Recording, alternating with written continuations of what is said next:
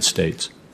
Under normal circumstances, overseeing all this work would require extraordinary skill, experience, and judgment. But these are not normal times. Specifically, I'm referring to the heartbreaking situation unfolding on our southern border. In August of this year, CBP had over 200,000 encounters on the southwest border, significantly higher than the preceding August that had only 50,000 encounters, which itself was down from 60,000 in August of 2019. In fiscal year 2021, there were 1.4 million encounters, even without accounting for September numbers that are not yet known, which is more than double the 458,000 encounters in fiscal year 2020.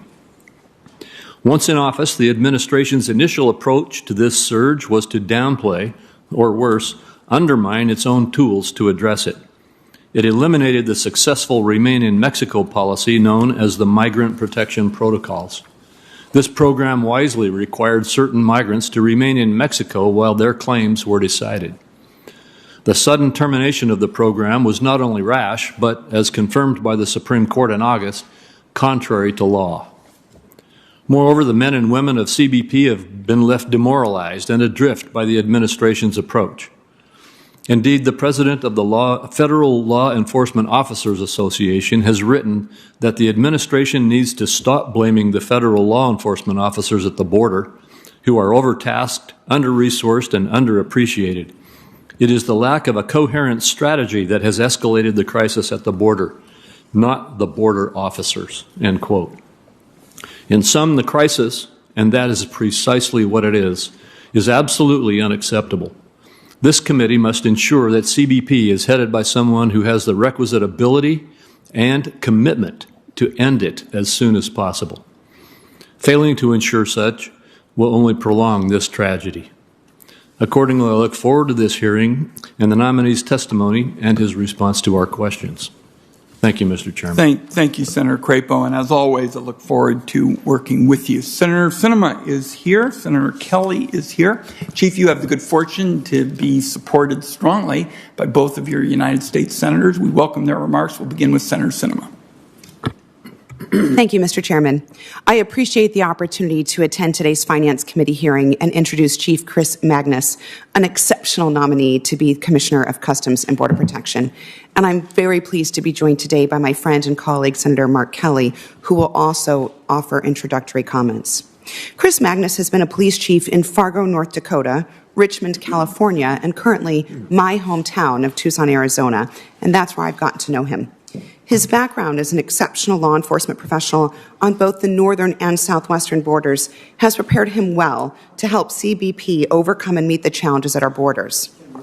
When I judge a border initiative or solution, I examine three main questions. 1, will this provision help secure the border? 2, will it protect our communities? And 3, will it ensure that migrants are treated fairly and humanely? I know that Chris Magnus will have a similar approach, and that's why he has my support, and it's why I hope he will have the support of this committee and the Senate as well. As we all know, there have been significant problems along the border in the past years. During that time, the city of Tucson has been on the front lines of responding to and managing the ongoing migrant crisis. Tucson city officials and NGOs have teamed up with the Department of Homeland Security to manage high numbers of asylum seekers and other migrants arriving in Arizona. This has been a successful partnership that has helped both migrants and has protected our communities. Chief Magnus's role in this partnership shows that he understands the current issues at our borders.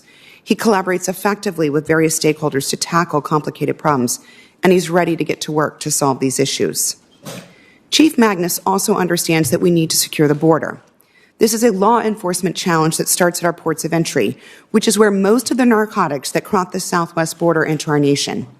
CBP needs a commissioner who understands how to thwart organized criminal networks while also allowing for the efficient flow of legitimate trade and travel. Arizona, and particularly Tucson, is a critical link in the flow of cross-border commerce along the southwest border. Chief Magnus has built great relationships through Arizona, and I am certain he'll bring that same consensus-building, common-sense approach to CBP. And that's what we need at the border right now. Our nation faces significant challenges at the border, but the only way we can solve them is by working together. And Chief Magnus has shown the tenacity and the ability to do exactly that at every step of his career, as he's moved up from a police officer in Michigan to a police chief in Arizona. And I have no doubt that he will step up again when he is confirmed as Commissioner of CBP. It's critical that the Customs and Border Patrol have a Senate-confirmed leadership position. Today's hearing is an important step towards that goal, a goal that I hope each of us as senators share. Having someone like Chief Magnus leading CBP is the best way our nation can better secure our border, better protect our communities, and ensure that migrants are treated fairly and humanely. So, Mr. Chairman, thank you again for the opportunity to speak to the committee today.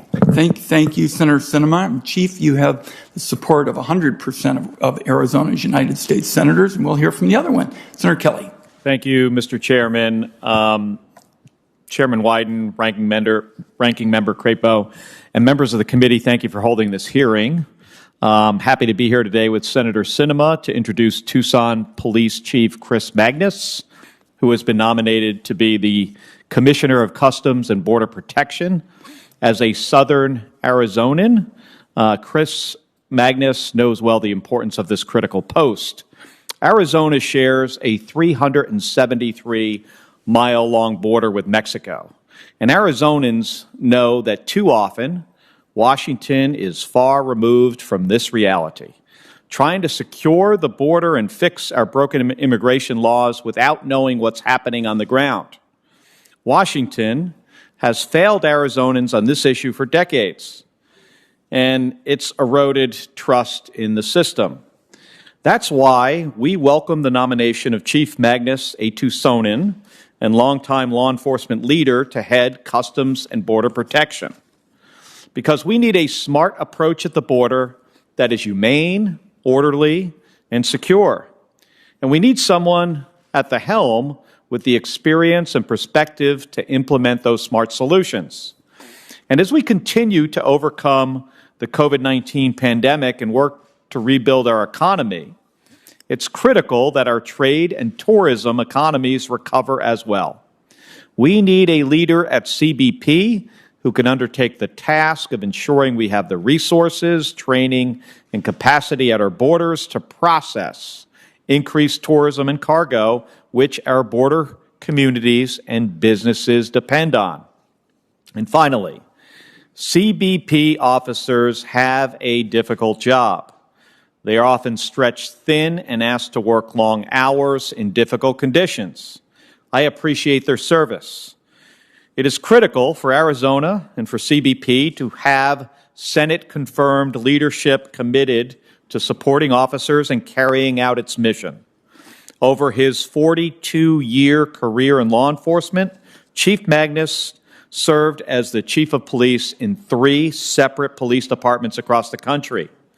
As the son of 2 police officers myself, I have respected his approach to public service and his leadership at the Tucson Police Department. It's clear that he values establishing meaningful connections with folks he works with and serves, regardless of their backgrounds.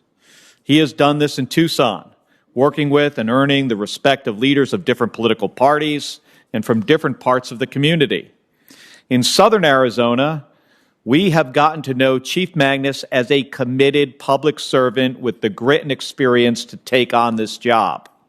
I know that through this confirmation process, this committee and the Senate will see that as well.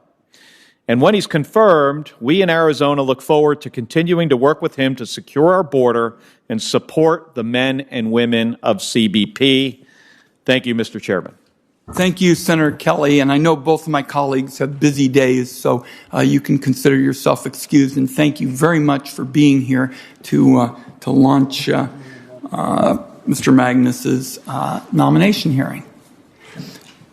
Chief, we'll now hear from you. Then we have some obligatory questions that we're going to have to ask, but please go ahead. And I very much appreciated the conversation that we recently had and look forward to your remarks. Chairman Wyden, Member Crapo, and members of the committee, it really is an honor and privilege to be sitting before you today as President Biden's nominee to serve as Commissioner of Customs and Border Protection. I am very grateful for the support of the President and Secretary Mayorkas. Originally created in 1789 in order to pay our country's Revolutionary War debts, CBP's modern-day responsibilities, facilitating immigration, protecting our nation's border security, promoting trade and travel, and more, are as critical now as they were in the early days following our nation's founding. CBP is a key part of our immigration system that has welcomed so many families to our country, including my own. My father was an English and art history professor who immigrated to the U.S. from Norway in 1921. My mother, a pianist and a homemaker, was the daughter of German immigrants. I have two sisters, Carol and Beth, and a brother, Gerhard. My husband, Terrence Chung, who is with me today, immigrated to the United States from Hong Kong with his wonderful mother, Clara, who has retired after running her own small business for 3 decades. Terrence has been a journalist, chief of staff for a mayor and county supervisor, and currently works for the Arizona Superior Court in Pima County. I could not ask for a more supportive partner. As a career public safety officer, there would be no greater privilege than to lead one of the largest federal law enforcement agencies in the country. As a young man in Lansing, Michigan, I put myself through college, where I earned degrees in criminal justice and labor relations from Michigan State University. I worked first as a 911 dispatcher, a paramedic, and a deputy sheriff. I then came up through the Lansing Police Department ranks, ultimately attaining the rank of captain. My 41-year career in public safety has afforded me the opportunity to work in communities of all sizes and types in different geographic areas of the country, each with its own unique needs and challenges, and all of them provided opportunities to learn, innovate, and work with talented, dedicated people. But I know all too well the impact that trade and its economic effects can have on America's communities. As a police officer in Lansing, Michigan, I saw firsthand what happened when the U.S. auto industry struggled during the 80s and 90s. Today, thanks to bipartisan efforts to improve our trade policies, auto plants in Lansing and other American cities not only do business on a level playing field, but have also been able to expand and flourish. Manufacturing workers throughout the U.S. can now be assured of more pay equity with Mexican and Canadian workers. I am acutely aware that CBP's role in enforcing trade laws and facilitating trade goes well beyond the manufacturing sector. If confirmed to lead this agency, I will work with this committee and with Congress to protect intellectual property, U.S. agriculture, and the many products that Americans rely on. Addressing forced labor would also be one of my high priorities. While it's hard to imagine anything more antithetical to our core values as Americans, eliminating forced labor is more than a philosophical undertaking. It is a moral imperative. We must give full force to laws that punish this modern-day slavery, while simultaneously facilitating trade for the overwhelming majority of companies who do business responsibly.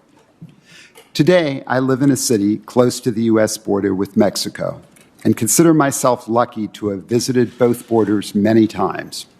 It's essential to recognize that what we think of as the border is not homogeneous, and there's no one solution that will provide us with perfect border security. So if confirmed, I will do what I've always done in my professional career, which is to uphold the law. I will expect without exception that all agency personnel be conscientious, fair, and humane when enforcing the law. Now, more than a few colleagues, friends, and family members have asked me, what are you thinking? Why would I choose to take on this important but challenging responsibility of leading CBP at this moment? And here's my answer, which is the same answer I gave when I started my public safety career in 1979. I want to make a difference. CBP is a proud agency with a mission that is vital to this country. I believe that by working with Congress, the men and women who serve CBP and its public and private sector partners, that we can build upon its many strengths to make the agency even better. I pride myself on being a pragmatic and bipartisan problem solver, and the principles that have guided me are integrity, accountability, caring, and resolve. I care about innovative ideas, not ideology. I prize and foster continuous improvement, and then I dig in to get the work done. So if confirmed, my pledge to this committee and its members is simple. I will have an unwavering commitment to serving the American people and will lead with intellectual humility and enthusiasm every day. Thank you again for the opportunity to appear before you today and for your consideration of my nomination to this critical role. And I look forward to your questions. Chief, thank you very much. I heard you say that your friends asked you, what were you thinking when you decided to be the president's nominee? And I said to myself, I hope he doesn't shut his binder and walk out, because we're very glad that you're here. Now, we've got some obligatory questions. First, is there anything that you're aware of in your background that might present a conflict of interest with the duties in the office to which you've been nominated? No, there's not. Second, do you know of any reason, personal or otherwise, that would in any way prevent you from fully and honorably discharging the responsibilities of the office to which you've been nominated? No, there is not. Third, do you agree without reservation to respond to any reasonable summons to appear and testify before any duly constituted committee of the Congress if you are confirmed? Yes, Mr. Chairman, I do. Finally, do you commit to provide a prompt response in writing to any questions addressed to you by any senator of the committee? Yes, I do. All right. I'll begin with just a couple of questions and then yield to my colleague, Senator Crapo. Now, you have a significant enforcement role, particularly on the southern border, the ports of entry, and you have a big challenge from a humanitarian standpoint, given what's happened in countries in the Western Hemisphere. We all have seen the images of the Border Patrol agents expelling the Haitian migrants at the border, and nothing about those images is acceptable or appropriate. Now, during my visit to the southern border, I saw, and we talked about this, Border Patrol agents unable to interpret the immigration laws on the books correctly. So my question to you is, how are you going to go about making sure that the agents understand the immigration and refugee laws that are on the books, and number two, that they act humanely when enforcing them? Mr. Chairman, thank you very much for the question. I agree that Border Patrol agents, and for that matter, all members of CBP, have significant enforcement roles, and that has to be a balance always of law enforcement, but also treating people with humanity. That is exactly what I expect of my own officers and have wherever I've worked. But I also think that training has to go all the way back to the academy level where people first start. In fact, I think you can make a credible case that it goes all the way back to the traits and characteristics that you look for in the people that you hire. If I was fortunate to be confirmed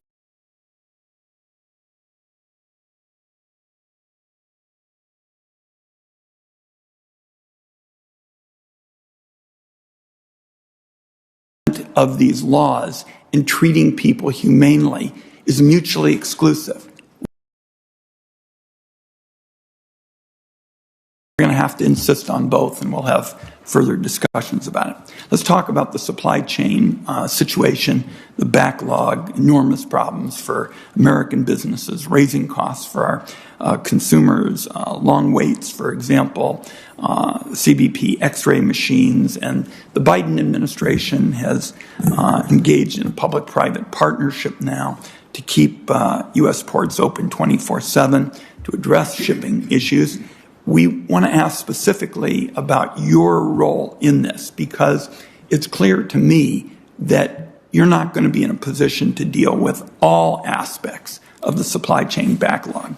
But improved processing of shipments through ports is clearly part of your portfolio. That's where, in effect, you're the point person, improving processing of shipments through ports, part of your portfolio. How would you go about carrying that out? Mr. Chairman, thank you for the question, and I could not agree more that preserving and reinforcing America's supply chain is one of our top priorities and must be one of our top priorities, certainly something that I care deeply about. We've seen, as we approach the holidays, the impact of a supply chain that's struggling right now. And so, although CBP is only one actor at the ports, and certainly not the only entity that has responsibility for the smooth movement of goods through the ports, it plays a very important role. I would want to make sure, if confirmed, that the agency has the appropriate staffing at the ports, that we are working with the President's guidance around hours and different ways that the ports are operational. I also believe that continuing to develop and modernize the resources that CBP has, such as ACE, I think, very important as we move forward. There's definitely work to be done to maintain that, to modernize it, to get it into the cloud.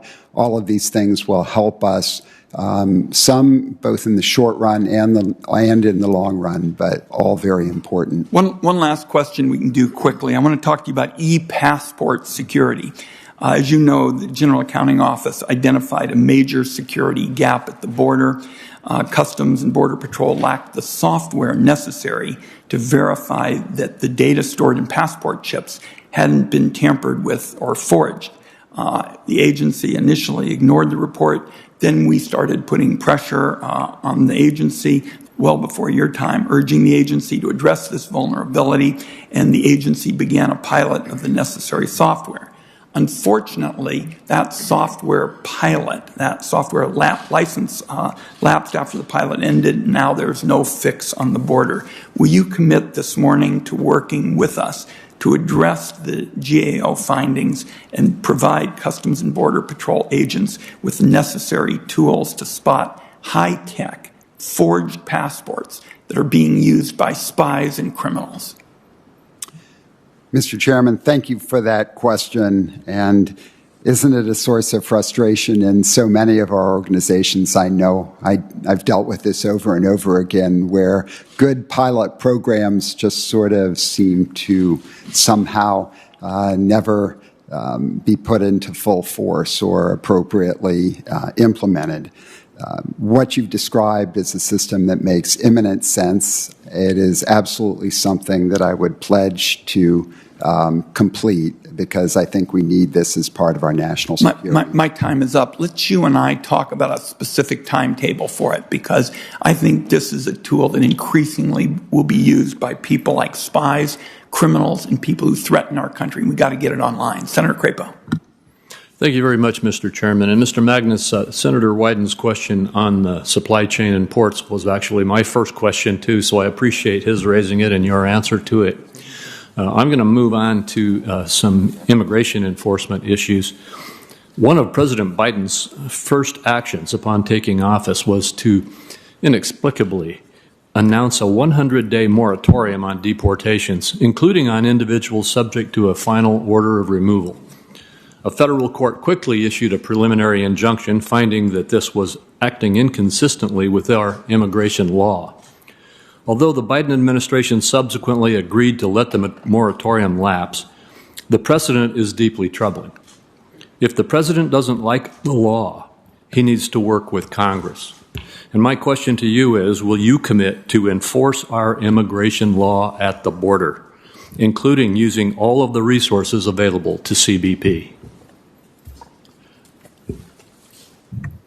Ranking Member Crapo, thank you for that question. And I agree, we have some significant challenges at the border. The numbers are very high, and it is something that has to be addressed. Clearly, we have a broken system. So, yes, Senator, I will commit to enforcing the law. Thank you very much. And again, at the border, the CBP does not routinely test migrants for COVID prior to their release into the United States. Officials in the city of McAllen, Texas have said that more than 7,000 out of the nearly 88,000 migrants released by CBP into the city since February have tested positive for COVID-19. Do you think we should test migrants for COVID-19 before releasing them into the cities? Senator, yes, I absolutely do. And in fact, appreciate where you're coming from with this question, because as a chief in Tucson, we've also experienced similar challenges, and it puts a great deal of pressure on not only our NGOs, but on the really dedicated men and women of the Border Patrol and, for that matter, ICE, who have to interact with these folks. So it's a humanitarian matter, but it's also a public health matter, and I would totally commit to that. Thank you. Next, just 2 weeks ago, CBP deployed what's called simplified arrival at the pedestrian border crossings in Sweetgrass and Eastport, Idaho. Simplified arrival allows biometric facial technology to replace document checks that are normally used for admission into the United States. It's good that we're seeing more of this technology for arrivals of our visitors, but what about when our visitors exit? A major source of illegal immigration is visa overstays. Should we deploy biometric tools for when visitors exit the United States? And if so, do you see this as a priority issue? Senator, thank you for that question. The issue of biometrics really holds a great deal of potential throughout law enforcement. It is something that has to be put into place with caution, understandably, because there are always concerns about how this data is stored, for how long, the manner in which it is used. But if confirmed, this is something that I want to pursue further, look into more carefully, and I'd like to work with you on and others who are interested in this issue. Well, thank you very much. And as I indicated, Senator Wyden covered my supply chain issues, so I will stop there. And we will go to the next senator, which is Senator Stabenow, who I believe is with us virtually on the web. Senator Stabenow. To you and Chairman Wyden for this really important hearing, and welcome, Chief Magnus. It's good to see you again, and I appreciated our chance to talk not only about the job for which you are before us on, but also about growing up in Michigan. So I appreciate the fact that Lansing, where I live, was your birthplace. So welcome. It's nice to see you. You have a very challenging task ahead of you, obviously. So many ways in which you impact our economy, our people, our safety. It's a very, very important position. And if confirmed, you will certainly have a lot on your plate. You'll be responsible for the smooth facilitation of international trade and the enforcement of our trade laws to ensure that our workers and businesses compete on a level playing field. Also be involved, of course, in efforts with the administration to repair our broken immigration system and create more fair and humane treatment of asylum seekers and immigrants. I want to first start with something very specific to Michigan. As you know, we have the largest northern border crossing from Detroit into Canada. We have actually two of the top, the Ambassador Bridge in Detroit and the Blue Water Bridge in Port Huron. And as you know, construction is underway for a second international crossing in Detroit, the Gordie Howe International Bridge, which is expected to be done in 2024. The Blue Water Bridge in Port Huron is in the middle of a project to expand their customs plaza, which frankly has taken way too long. There's been too many stops and starts on this project. It's been extremely frustrating for the community, and it's essential for the community that this project is completed as quickly as possible. And CBP's support will be absolutely critical to get that done. So if confirmed, will you commit to working with our local communities in Detroit and Port Huron and working with my office to ensure that these projects continue to move forward? Senator, thank you for the question. And as we discussed, I think you appreciate my concern for these ports of entries and the very important role that CBP plays in managing them. I know that these ports of entry are vital to our American workers, to our American businesses. So if confirmed, I would absolutely want to visit the Blue Water Bridge port, but there'd be a number of other ports that I'd want to visit as well. Thank you. Well, we would welcome you. Let me take my remaining time and put on my agriculture, nutrition, and forestry hat as chairing the committee, because CBP plays a critical role in protecting farmers and consumers and the environment from invasive pests and diseases, working closely with the Department of Agriculture's Animal and Plant Health Inspection Service. And I know in Michigan alone, agriculture is our second largest industry, and producers are facing increased threats every day, from cherry growers grappling with damage caused by the spotted wing Drosophila, I always get that wrong, to pork producers threatened by African swine fever, which was found in the atmosphere for the first time in decades, to emerald ash borer that has devastated our forests. If confirmed, will you commit to be a strong partner with the USDA to help protect our producers? And in a related point, let me just say that Senator Peters, Cornyn, Roberts, and I have worked to secure passage of a bill that was signed into law early last year to address an ongoing shortage of inspectors, agriculture inspectors, and canine units. And I'm wondering what your strategy would be to ensure we have enough agriculture specialists monitoring these challenges. Senator, thank you for the question, and I'm grateful I did not have to pronounce that term that you were referring to. Yes, I appreciate the importance of the USDA inspectors and the critical role that they play working with other CBP personnel. So ensuring that there is sufficient staffing of those personnel and really that their role is appreciated. I don't think it's fully understood by as many people as it needs to be. So this is something I'd want to work with you and others on. Thank you very much. Thank you, Mr. Chairman. Thank you. And next we'll go to Senator Grassley. My questions are relevant to someone who has been nominated for a senior leadership position within an agency tasked with securing our border and enforcing our immigration laws. Do you believe that illegally crossing the border between ports of entry should remain a crime under federal law? Senator, I do. Do you agree that sanctuary jurisdictions, meaning localities that refuse to comply with ICE detainer requests, are an impediment to enforcing federal immigration law? Senator, I think it's very important that local communities do work with federal agencies that include ICE and the Border Patrol.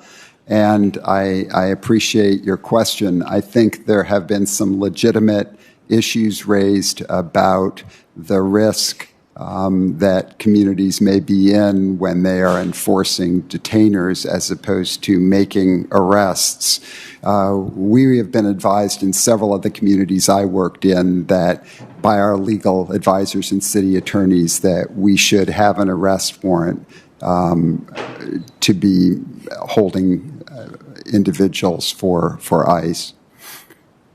What are your views on the notice to report process that has been implemented by CBP in recent months? Senator, I appreciate the question, and obviously the better practice would be to have individuals be noticed to appear as opposed to notice to report.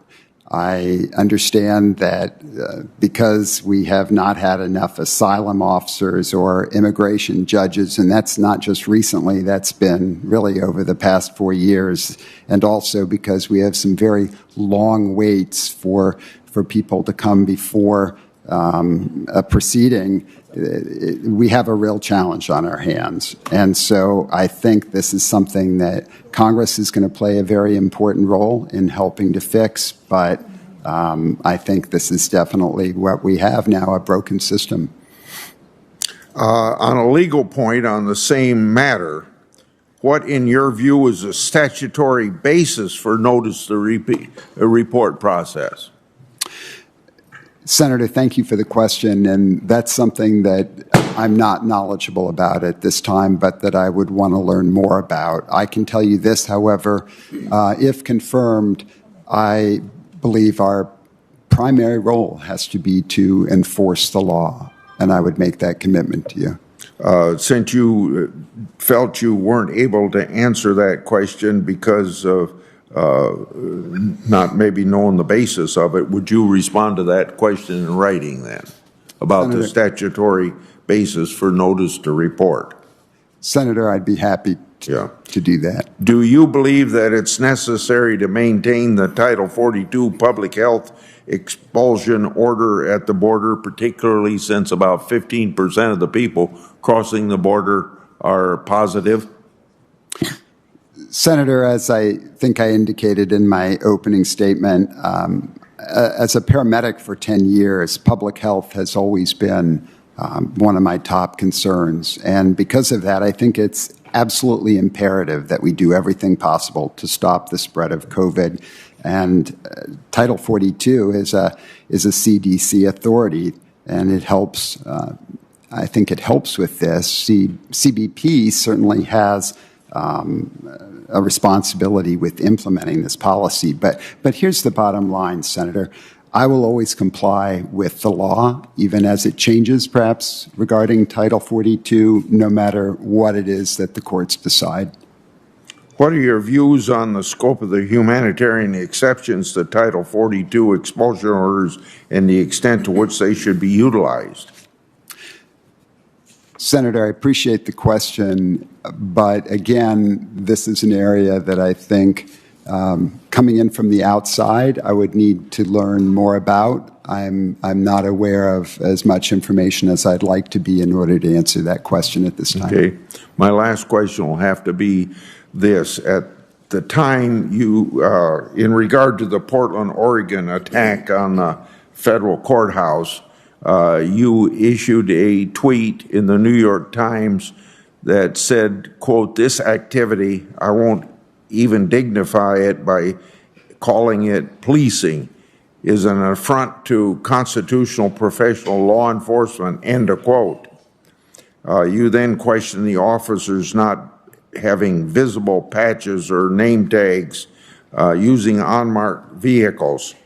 Was it wrong for the federal government to send its officers to protect the Portland federal courthouse in July 2020? Senator, thank you for the question. And I think this really comes down to an issue of, was the governor of the state of Oregon and was the mayor of Portland involved in this decision? I think that's very important, especially given the fact that any federal law enforcement would need to, in order to be effective, really, and to be seen as legitimate, would need to work with state and local law enforcement. I do, as a police chief of over 21 years, have significant problems with the idea that police officers would be out there in any sort of patrol or other contact with the public without having visible patches or badges. I think that is a serious problem, and it is one that I couldn't endorse. Thank you very much. Time of my colleagues expired. Senator Menendez. Thank you, Mr. Chairman, Mr. Magnus. I was deeply concerned by the inhumane treatment of Haitian migrants at the border and the substandard conditions in the Del Rio encampment. If confirmed, will you commit to providing members of Congress with regular updates on the status and well-being of migrants encountered at the border? Senator, thank you for the question. And like you, I found those images troubling, but I also believe, and I've certainly learned this over my career in policing, that a full and thorough investigation is necessary before any final conclusions are drawn.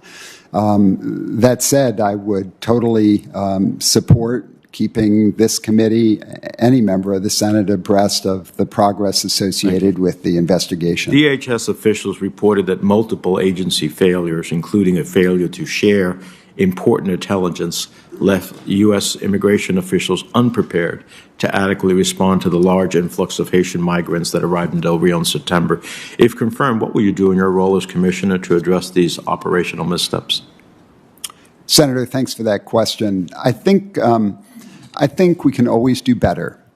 And I think part of doing better means that we take a thorough and really thoughtful look back at how a situation was handled, what we can learn from it, what we want to do, perhaps being more prepared, working with other federal agencies, working with state and local agencies, including our NGOs, looking at how we anticipate surges coming across the border. These are all things that I think we can plan for better going forward, and is something that I would commit to doing to the best of my ability. Well, one of the things I hope you'll do upon your confirmation is work to make sure we have a seamless, horizon of intelligence so that we at least know what we are facing and can prepare for it. And in that regard, DHS officials are reportedly tracking several additional groups of Haitian migrants,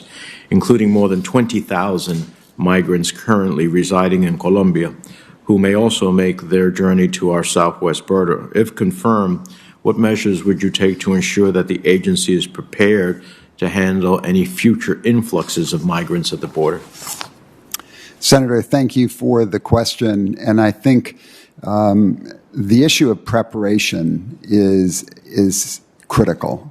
One of the things that I would look forward to doing is building the strongest possible relations with my Mexican counterparts and colleagues so that we could have an ongoing line of communication, allowing Mexico to help play a role in addressing some of those issues along with us, to be able to share intelligence as it becomes available, and to, again, be working at the state and local level, whether it's being more nimble, for example, with soft-sided structures, having adequate personnel available. I'm encouraged that the Border Patrol is bringing on board border protection coordinators.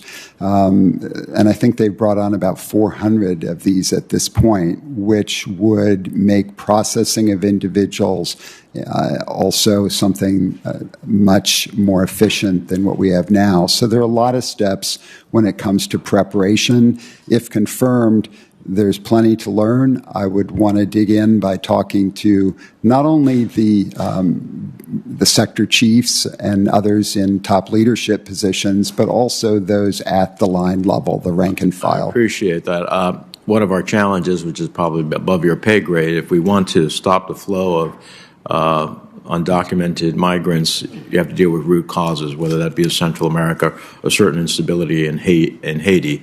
And unless we do that, we're bound to face continued challenges. In the previous administration, the department made a number of agreements with the government of Mexico and governments throughout Central America.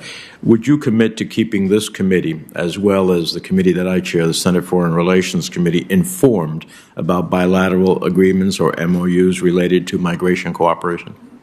Yes, Senator, I would. And finally, if one of the jobs you'll have as CBP Commissioner would be to safeguard Americans from the importation of counterfeit products.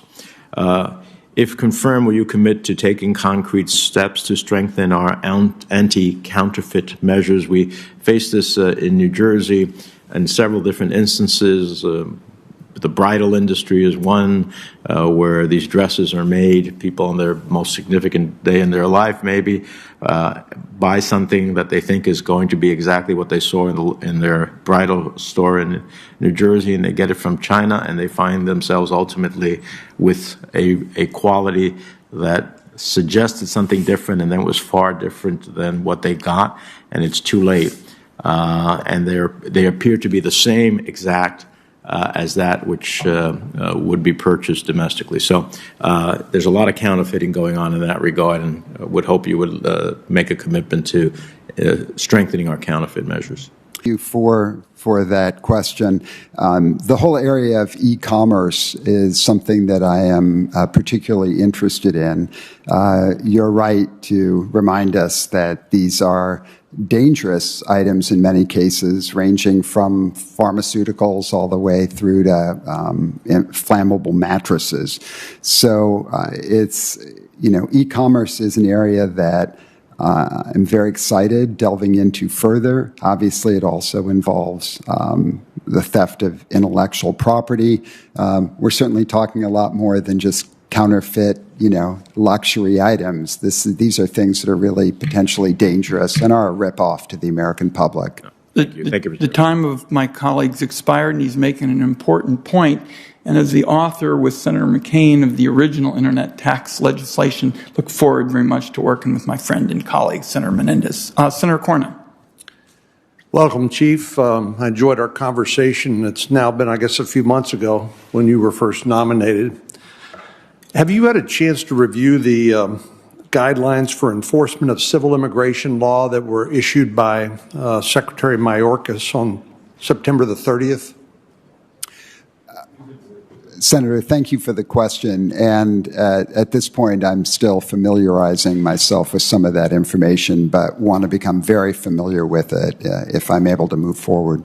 Were you aware that as a result of these guidelines that the Department of Homeland Security will no longer detain and deport someone who's entered the country illegally if that's their only offense? Were you aware of that? I have heard some information along those lines, Senator. Yeah, I think Director Mayorkas made that statement on television one or more times. Are you familiar with any other area of law enforcement, given your extensive law enforcement career, where the enforcer of the law decides which laws they will enforce? Well, Senator, actually there is quite a bit of discretion in policing, and there are decisions made frequently based on resources available about which laws will be enforced and how they'll be enforced. This has especially been the case during COVID, when the ability to even put people into jail safely has been greatly. So a police officer or an ICE agent can decide which laws to enforce. It's a matter of their discretion. There are, Senator, there certainly are circumstances where police officers are trained and, in fact, encouraged to use their good discretion in the manner in which they enforce laws. Are you familiar with the concept of pull and push factors when it comes to illegal immigration? For example, the push factors of poverty, violence, just people wanting to come to the United States for a better life, but also the pull factors, which include a perception that there will be no consequences associated with illegal immigration. Do you agree with me that the decision by Secretary Mayorkas to no longer detain or deport people who enter the country illegally is a pull factor which encourages more people to make that long, dangerous trip? Senator, as I think we discussed, I think there are both strong push and pull factors out there. And I'm just asking about the pull factors now. Would you agree with me that a policy of non-enforcement is a pull factor which is encouraging more illegal immigration? Senator, thank you for the question. I think that there are many factors that contribute to this. Is that one of them? It is certainly one part of it, yes, sir. Okay, thank you. And are you familiar, you're a border state police officer and chief, and I know you know a lot about the border, although I will tell you in my experience with Senator Sinema flying to Tucson, it's a much different situation in the Rio Grande Valley, for example. But one of the things that I think we share in common are the fact that the cartels have figured out how to overwhelm our border security, including our border patrol. And as a result of the fact that unaccompanied children and families and others who require additional processing and care, that when the Border Patrol leave the front lines, in some sectors in Texas, for example, as many as 40% of the Border Patrol have left the front lines of border security and are back processing unaccompanied children, that leaves a 4-lane highway for the drug cartels to smuggle drugs into the United States? Senator, I agree. Even with the border not being homogenous, I think there's no question, and some areas more than others, such as the Rio Grande Valley, like you described, where we absolutely do need more Border Patrol agents out on the line doing what they were trained to do. And again, this is one of the reasons why I'm encouraged at having border processing coordinators come on board who can relieve some of those agents so they can get back to what should be their primary duties. It's sort of like the cartels are playing three-dimensional chess while we're playing checkers, because this is part of their business model. And of course, last year alone, more than 90,000 Americans died of drug overdoses. Most of those drugs came across the southern border, as you know. Thank you, Mr. Chairman. I thank my colleague. Next is Senator Thune. Thank you, Mr. Chairman. And Mr. Magnus, welcome. Let me just start by asking a question dealing with sanctuary cities. You served 10 years in the California Bay Area next to San Francisco, which is a well-known sanctuary city that flouts U.S. immigration law and refuses to cooperate with federal immigration enforcement agents. If confirmed, you'll oversee the enforcement of immigration law at our borders. Do you support sanctuary cities, and what message do sanctuary cities send to those seeking to enter the United States illegally? Senator, thank you for the question. As a chief for 2 decades, my first and foremost priority has always been public safety. And so I appreciate how decisions around sanctuary cities are ultimately political decisions, but as a police chief, and certainly in this position were it to be confirmed, my first and primary obligation is to follow the law. That's what I've done always in the past, and that's what I would commit to doing going forward. Let me follow up on the question that Senator Cornyn raised, and this is similar, I think, in some respects to sanctuary cities, but the Biden administration is circumventing immigration law and issuing these so-called notices to report. And leaked documents show that there are tens of thousands of migrants that have been admitted to the United States with few legal requirements other than to check in with immigration and customs enforcement wherever and whenever they reach their destination in the States. Do you believe that lax enforcement of our immigration laws intensify those pull factors for immigrants, for migrants who are seeking entry into the United States? Senator, thank you for the question. As we discussed, I think that the issue of notice to appear is something that we want to achieve in any manner we can, certainly by our different agencies working together, by having more asylum officers and immigration judges. This is not a new challenge in many ways. It has been true in multiple administrations, and it's going to take, for the most part, a congressional fix, because we really do have a broken system. And unfortunately, there continue to be very long waits for court dates in order to get people appropriately processed. So until those things can be resolved, I fear that we're going to continue to be in a very difficult situation. The system is broken. There's no question about that, and I think everybody will acknowledge that. All you have to do is look at the statistics here in the last few months. It's a stunning, it's a staggering, frankly, just disintegration of the border. Really, for all intents and purposes, it has been described an open border, which creates all kinds of bad things. Bad things can happen in this country, but the wrong types of incentives. And this issue of not enforcing immigration laws that already exist, to me, is a major part of that. I understand your suggestion that we need to fix a broken immigration system, but we do have laws on the books that aren't being enforced. And what I'm simply trying to ask you is if you think that those not enforcing or lax enforcement of those immigration laws does intensify that pull factor. I mean, people come here, people respond to incentives. It's that simple. And if the incentives suggest that you can come here illegally and there's no consequence to that, then I think more people are going to come here illegally. Would you not agree with that? Senator, I agree that enforcing the law is necessary and appropriate. The numbers are high. As a law enforcement official, I, again, will pledge to enforcing the law. All right.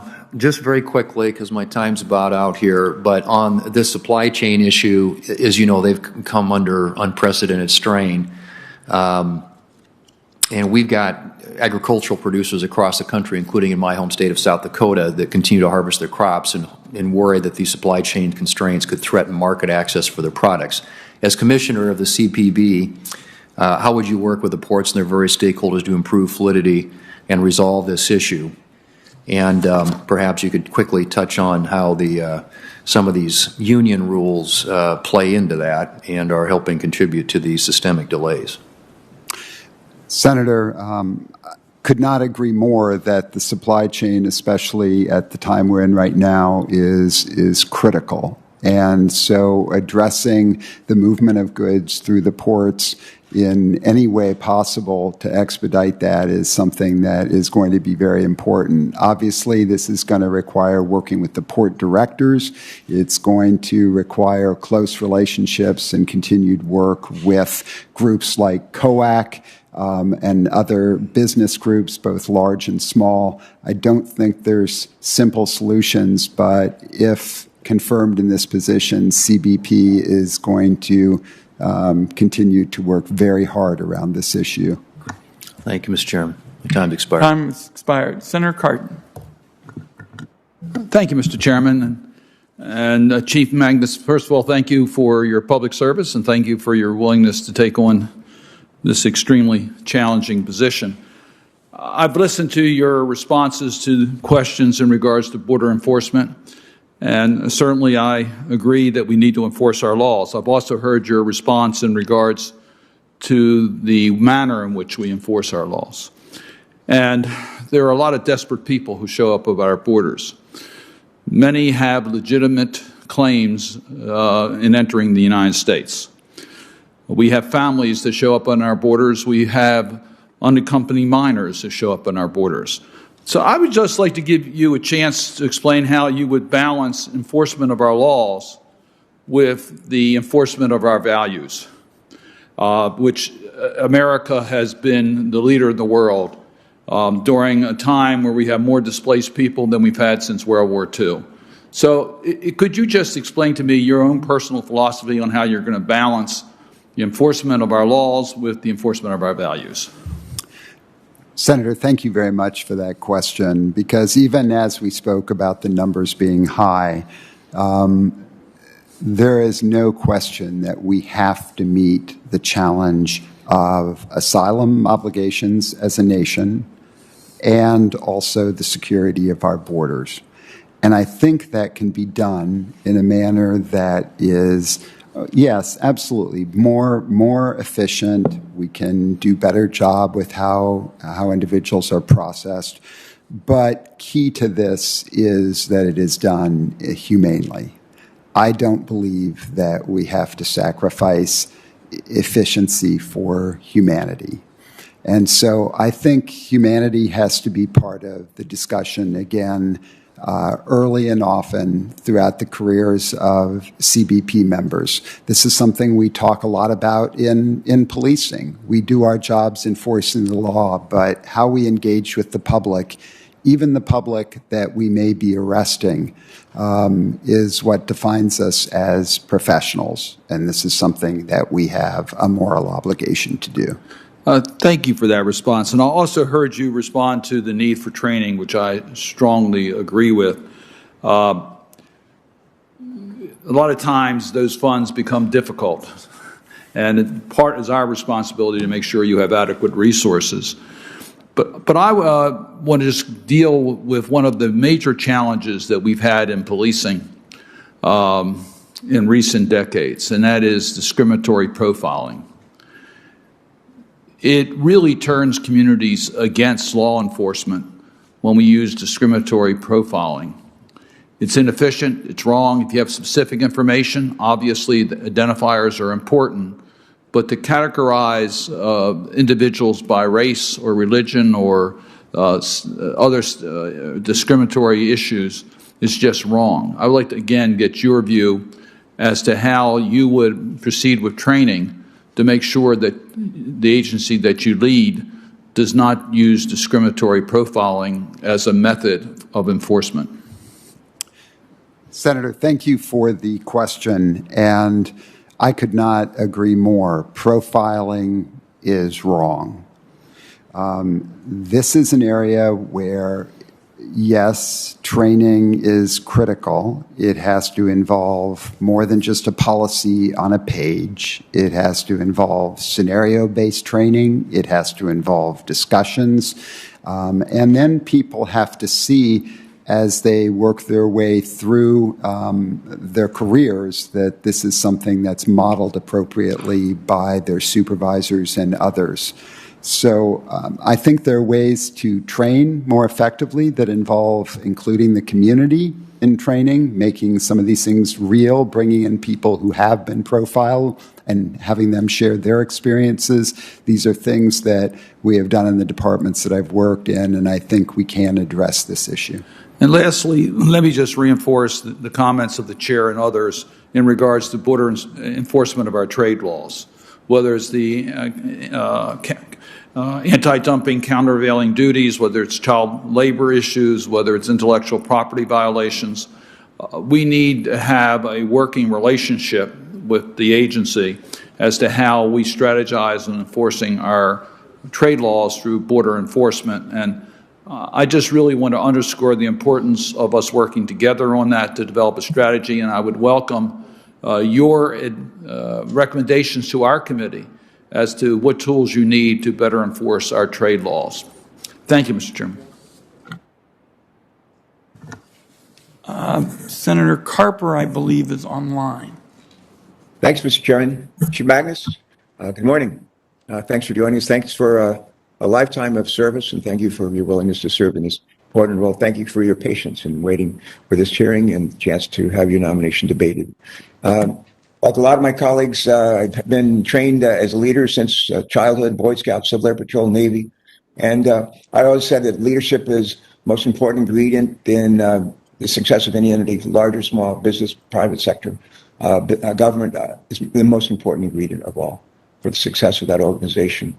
And I think, if I'm not mistaken, I think CBP has lacked a leader, or at least a Senate-confirmed leader, since April 2019. That's like almost 2.5 years.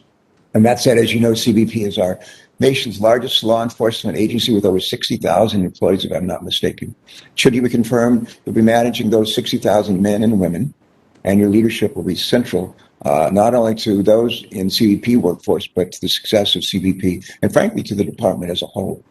And to that end, could you just take a moment to lead us off with sharing how your experience in prior policing roles has shaped your leadership style, prepared you to take on this role?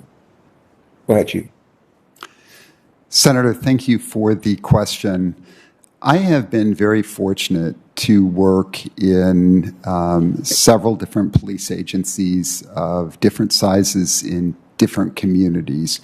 And one of the things that has been most valuable about that is being able to come in and look at things with a fresh set of eyes, being able to ask the question why, being able to seek out the right people to gain information from, talking to officers at the ground level, building new partnerships in each place that I've worked.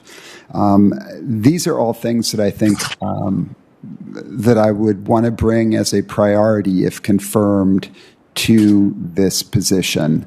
I think that I'm a pragmatic person. I like to take a common sense approach to things. And I think when you are willing to continually learn, no matter how much time you have in a field, I like to think of it as intellectual humility.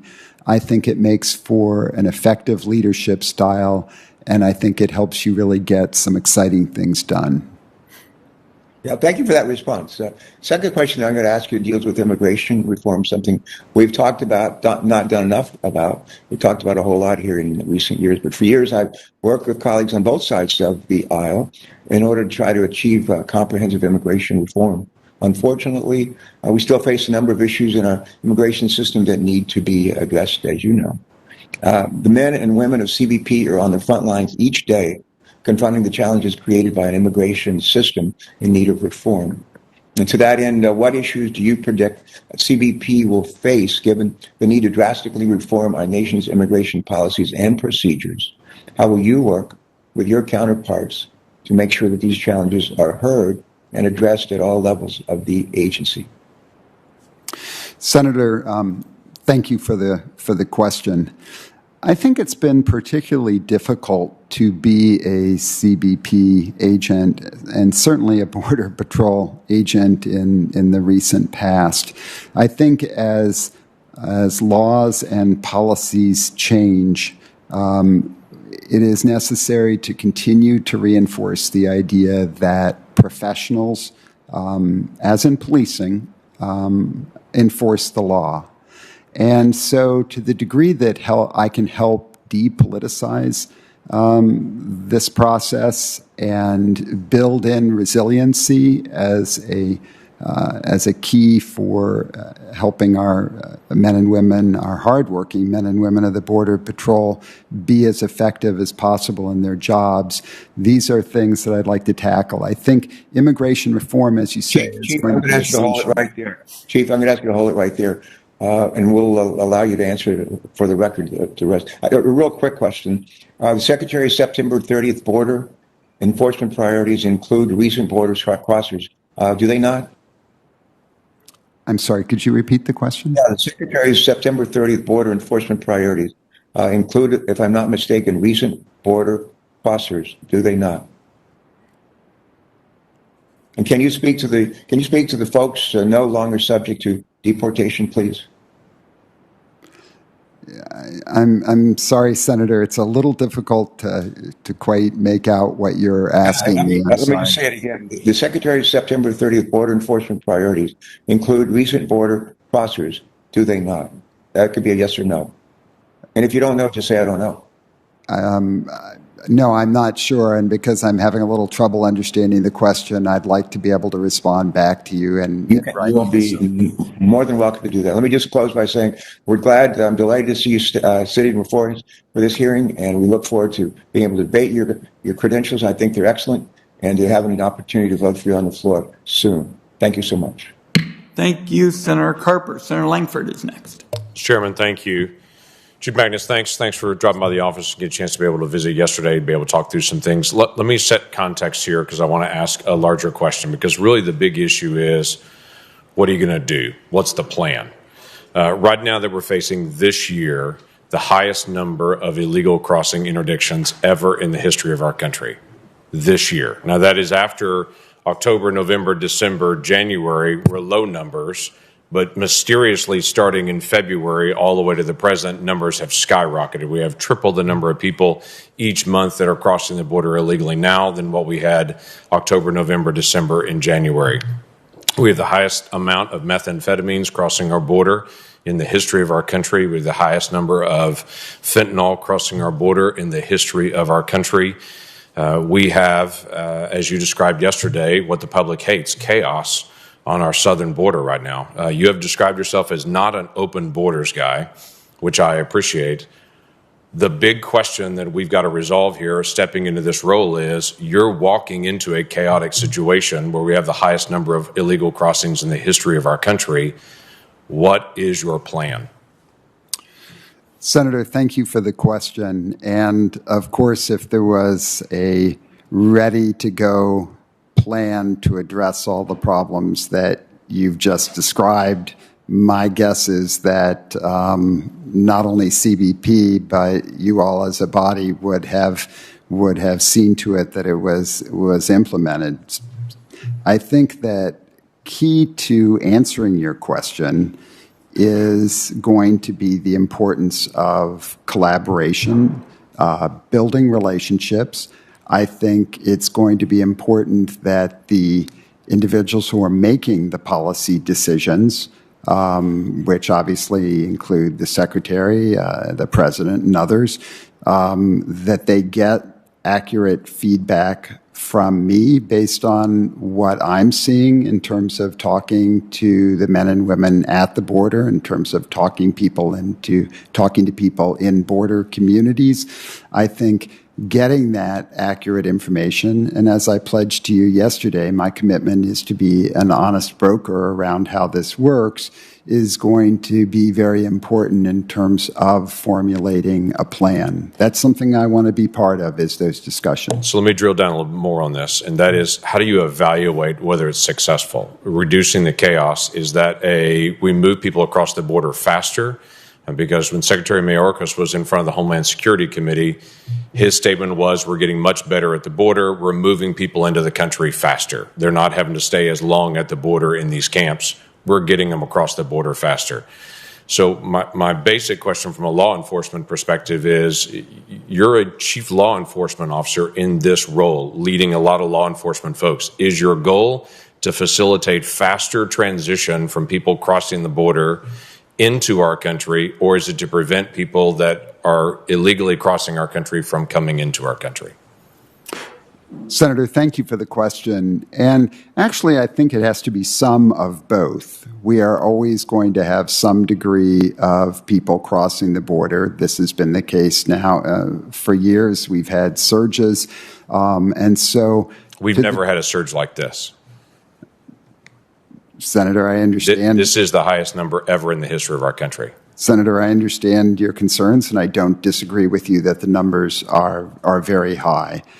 But the bottom line still remains that, first and foremost, we need to enforce the law. And secondly, we need to have a process that's humane and efficient so we can deal with those who are coming across the border, whether it be to seek asylum or for other purposes. So I think, to some degree, we have to have both. So what I'm trying to drill down on is a plan in a sense, and I understand there's both at any point, but the role of a law enforcement officer is to enforce the law. We do it humanely, we do it better than anyone else in the world. So for us, we focus on humane treatment of individuals, whether they commit a crime or don't commit a crime, but we also are working in the deterrent method. Right now, it doesn't feel like we're deterring activity. It looks like we're encouraging it. And I would tell you, for the cartel perspective, clearly they're making a tremendous amount of money incentivizing people to be able to come, and we continue to see record numbers month after month after month. So the border has large gaps in the fencing just south of your house. There in Arizona, where literally the administration stopped on January the 20th and left huge gaps in the fence there. The asylum policy is being treated different. The federal courts have now stepped in to DHS and said they need to put back in the migrant protection protocols again. The administration has yet to be able to do that. There's not been a clear way to articulate what's going to happen to asylum, and there seems to be no answer in Title 42. All of those things together have left a border that is very porous. And all I'm trying to figure out is what is the plan, both with the fencing, how we're going to handle asylum, what's the alternative to Title 42, what we're going to do for individuals that are crossing the border as single individuals, families. It's a multifaceted problem, but there doesn't seem to be a working solution. Even when the federal courts have stepped in and said you have to put in the migrant protection protocols, the administration has yet to do it now. The time of the gentleman has expired. Senator Hassan. Well, thank you, Chair Wyden and Ranking Member Crapo for this hearing, and thank you, Chief Magnus, for 42 years of service in public safety and for your willingness to serve in this critical role as Commissioner of U.S. Customs and Border Protection. And thank you as well to your family, because this kind of service is a family effort, so I appreciate their sacrifice too. I want to start with a question on border and immigration enforcement. On September 30th, 2021, Homeland Security Secretary Mayorkas issued a memo containing guidelines for border and immigration enforcement. The Secretary's memo provides guidance not only to U.S. Customs and Border Protection, CBP, the agency you've been nominated to lead, but also to Immigration and Customs Enforcement and U.S. Citizenship and Immigration Services. In his memo, the Secretary stated that threats to national security, public safety, and border security would be priorities for border and immigration enforcement.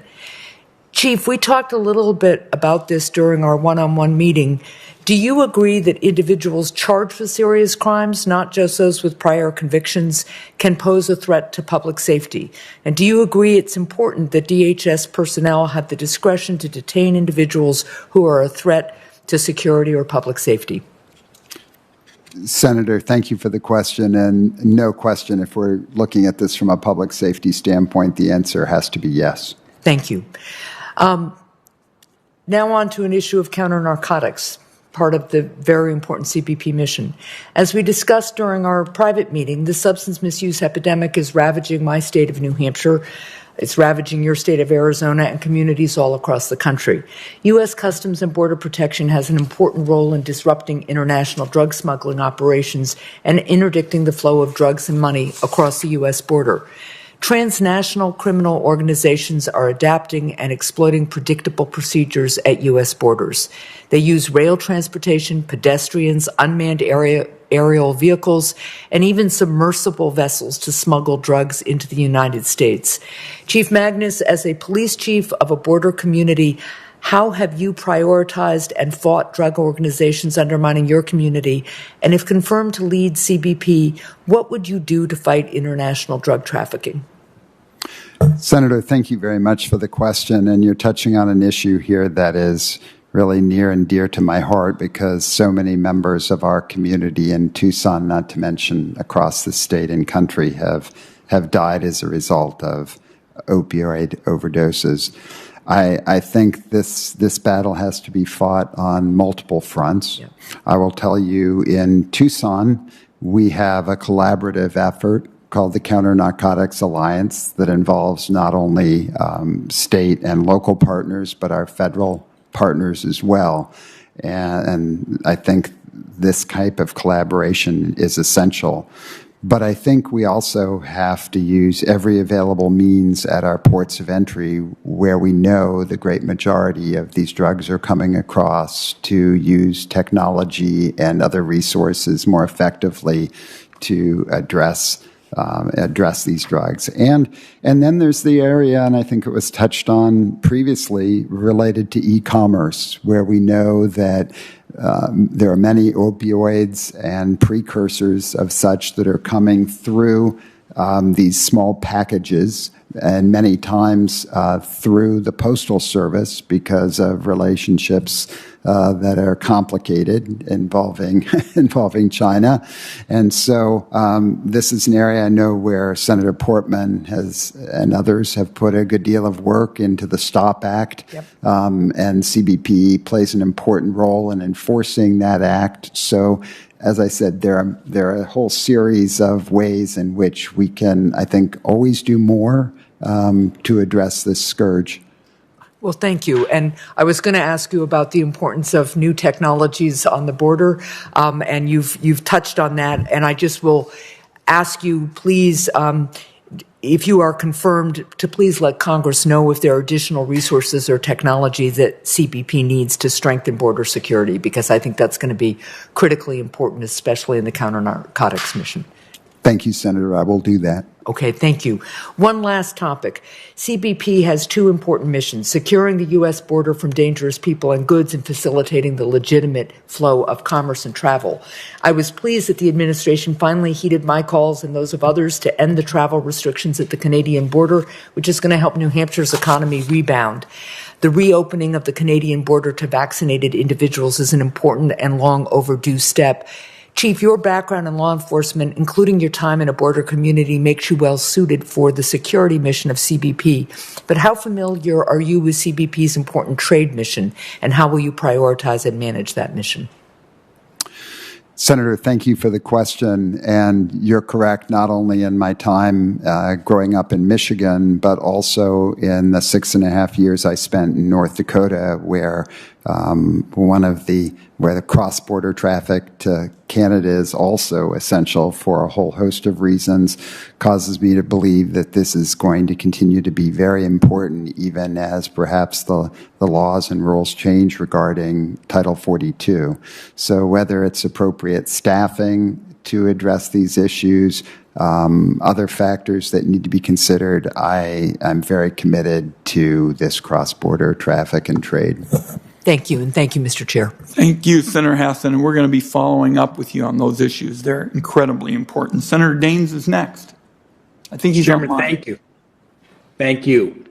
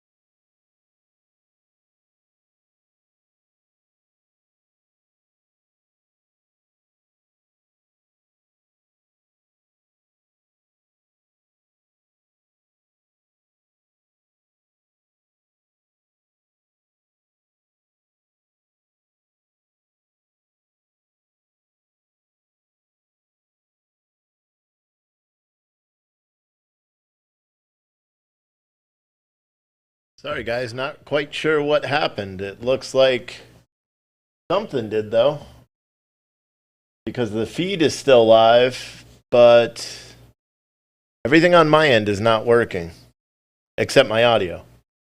You can see that's working, but even my cameras won't connect. I don't know what is happening. Let me see if I could just refresh this. Very odd stuff here. Like, that's supposed to be my camera, and it's just not working. But I have internet. Hell. I think vMix crashed. I think that's what it was, the software I used for this. Very odd. 1 second, I am refreshing everything.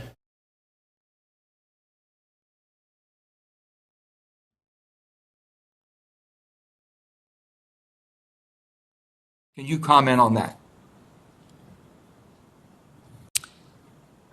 Senator, thank you for the question. To your first point about what concessions would we seek, certainly my understanding is that the intent of returning to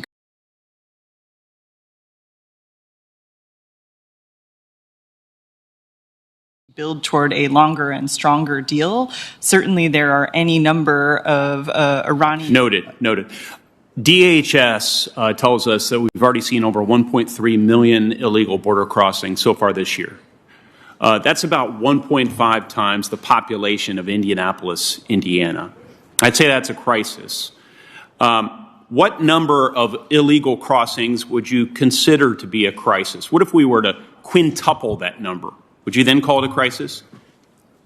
Senator, I appreciate your question, and I'm already doing my best to acknowledge that the situation is very serious. It would be, regardless of what we call it, it is. I'll move on. It is something important to me. So, despite the 1.3 million illegal border crossings this year, 100,000 unaccompanied minors, a massive uptick in human trafficking and drug trafficking that's taking a toll in my state and all across the country.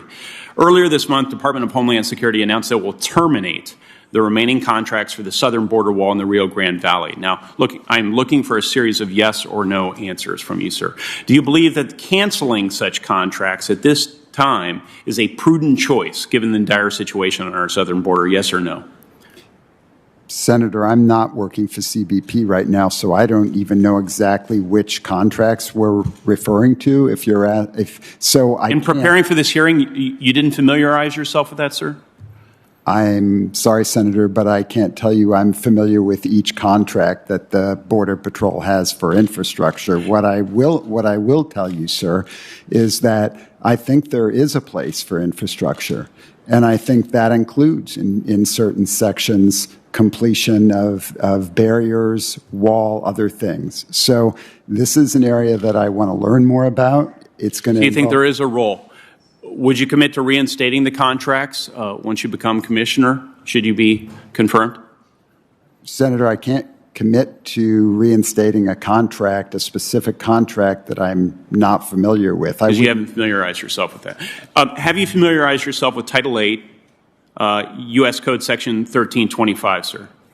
I'm sorry, Senator, I'm not familiar. This is the operative federal law that makes it a crime for an individual to enter or attempt to enter the United States at any point other than a border inspection point or other official point of entry. So this is what would basically dictate the laws that you're enforcing and your actions as commissioner. So are you familiar with that law, sir? Sir, my primary responsibility as a police chief has been to be as familiar as possible with all of the laws that we're responsible for enforcing. So I can assure you that if I'm confirmed for this position, I will do the same. I'll become as familiar with. All right, sir. You're the nominee to be the commissioner of CBP, and you have not familiarized yourself with the operative immigration law. I see that as being a concern. Thank you.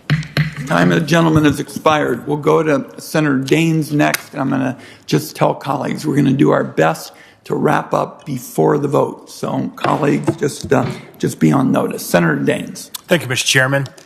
Chief Magnus, if confirmed in this position, you'll be at the helm of the largest law enforcement agency of the United States. I've had the opportunity in a couple of different times to visit the border. I've seen firsthand the heroic efforts our brave men and women put forth each and every day to protect our borders and our country. Unfortunately, the Biden administration's disastrous border policies have led to a massive surge in illegal immigrants that have overwhelmed our Border Patrol officers. It's quite enlightening to spend time quietly with these officers and to hear firsthand what they see day in and day out. In fact, just this calendar year, there have been more than 1.3 million encounters at the southern border due to ending the successful policies of the Trump administration, such as Remain in Mexico, as well as ending catch and release. The migrant crisis has left portions of the border more vulnerable to an influx of illicit drugs that the Mexican cartels produce, like meth, fentanyl, heroin, and sadly, it's making its way to Montana and ravaging many of our Montana communities. The administration's public threats of retaliation against Border Patrol officers over this viral horseback whipping, this hoax has undermined the confidence that those in positions of leadership will have their backs. Chief Magnus, I appreciate your long career in law enforcement in places like North Dakota as well as in Arizona, but I must say for this position I have serious concerns with the nomination. One thing we know for certain is that the policies enacted under President Trump were successful at stemming the flow of illegal migrants to our borders. Policies which, I must add, were overwhelmingly supported by the men and the women on the ground. You were publicly critical of the Trump administration policies, notably the efforts to crack down on sanctuary cities. Chief Magnus, as you look at the crisis we're seeing now at the southern border, wouldn't you agree that the Biden administration is failing and that we should take a step back and relook at some of the common sense measures that were working during the previous administration? Senator, thank you for the question. And as I indicated before, I am pragmatic and common sense focused, which means I'm willing to talk to anybody and everybody related to this situation and to relay as best I can that information to policymakers. I do appreciate the opportunity to clarify, since my first priority as a chief throughout my career has been around public safety, that my advocacy that you're referring to in an op-ed was never political. It was a recognition that every community deserves to receive burn grant funding. This is critical funding that helps communities with their crime-fighting efforts. And regardless of what any elected body might decide to deem their city as being, I don't believe that the residents of that community should suffer because they lack the resources that are necessary for the police to be able to do their job. So my criticism was simply that any city should be able to have these resources so that the local residents don't suffer. And I think that would be consistent with just about every police chief that I know. Well, if there's a place I would agree with you in that statement is to not politicize these very important issues facing the security of our nation. One area that's been very politicized, I think, by the Biden administration is the efforts to build the wall and secure the southern border.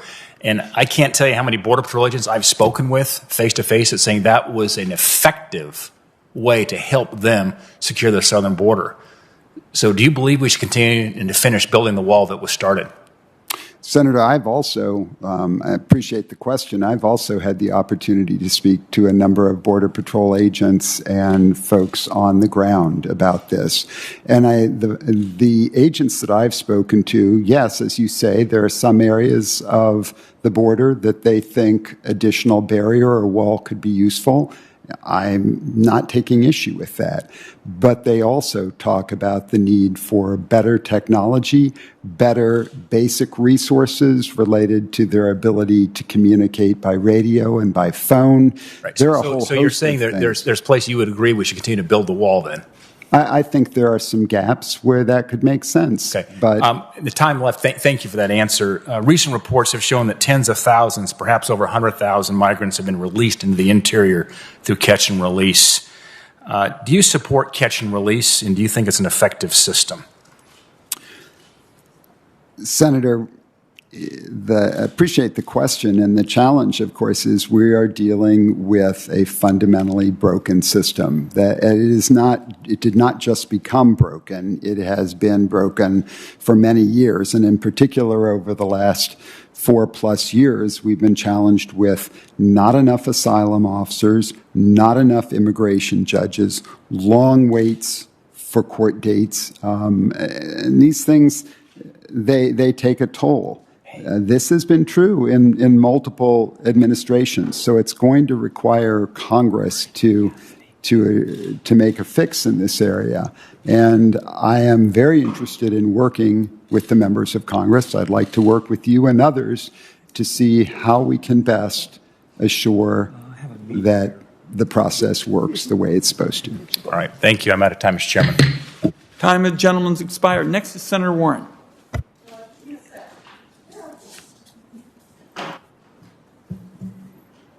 Thank you, Mr. Chairman, and thank you, Chief Magnus, for being here today. It's good to be able to speak with you again. I am very encouraged by your experience in law enforcement and your extensive experience with immigration issues. But I think anyone filling the post of CBP Commissioner is going to have a very challenging job. One recent and very high-profile example of these challenges has been the treatment of Haitian immigrants in Del Rio, Texas. Border Patrol agents who are CBP personnel engaged in cruel and disturbing behavior against these migrants. Inhumane treatment of migrants and asylum seekers is unacceptable in our nation. I know DHS has opened an investigation into these interactions. So here's the commitment I'd like from you. Will you push for transparency in that investigation and for public release of all your findings? Senator, thank you for the question, and I think you will find that I have a long history of transparency and sharing things with the public, whatever the outcome may be, because I think this is how you sustain and build trust. I agree. The images that we saw were troubling. I am grateful that the Secretary opened an investigation. I think it's very important that we be fair and allow the investigation to move in whatever direction it does as facts are gathered, so I'm not going to prejudge, but I think we can safely say that examining tactics and training is certainly appropriate, and is, after a significant incident, is something that I have a long history of working towards. Well, and I very much appreciate that history. That's why I'm here today. But I'm asking actually for a commitment, and that is that you will push for transparency in this investigation and for the public release of all the findings. Senator, I certainly commit that I will push for that. That's what I wanted to hear. Now, I know that in response to the negative publicity about what happened at Del Rio, there was a temporary end to the Border Patrol's use of horseback units in the area. But I see this as just a symptom of a broader problem in recent years.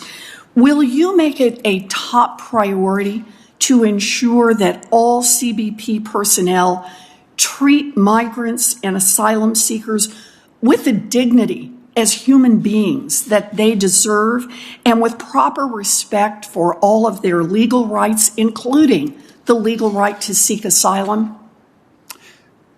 Senator, thank you for that question. And as I've spoken to, I believe that we have asylum obligations as a nation. And therefore, even as we seek, efficiency and to be as effective as possible in working with individuals who seek asylum, we can never bypass the criticality of treating people humanely. Right. These are fellow human beings, and they have to be treated humanely. Good. I appreciate that, and we will work together on that, because I'm going to hold you to that. Thank you, Senator. Another concern I have is about the effects of the COVID pandemic at immigration detention facilities. As you know, I've been pushing for greater transparency about COVID cases in these facilities, and Congressman Castro and I introduced a bill to help ensure accurate and complete data collection regarding COVID testing, vaccination, and safety protocols at CBP facilities and other immigration detention facilities.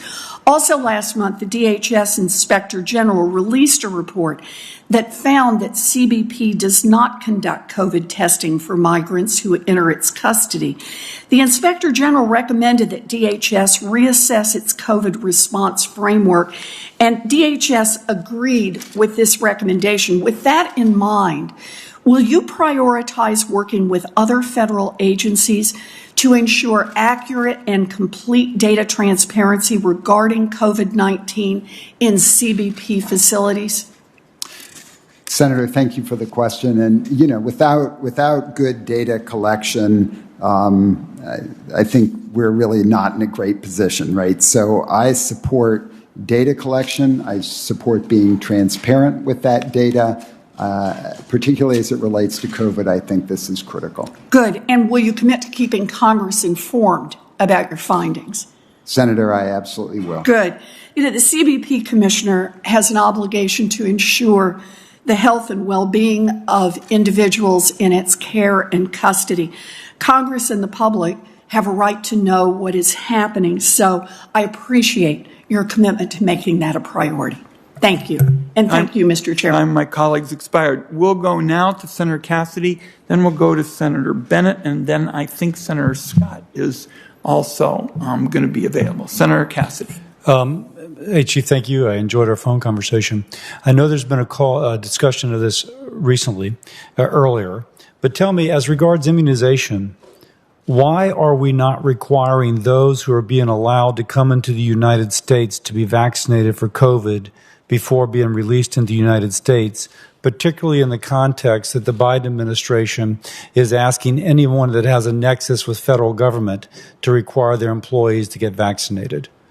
I'm not quite sure I understand the exception for those who are being allowed to come here illegally.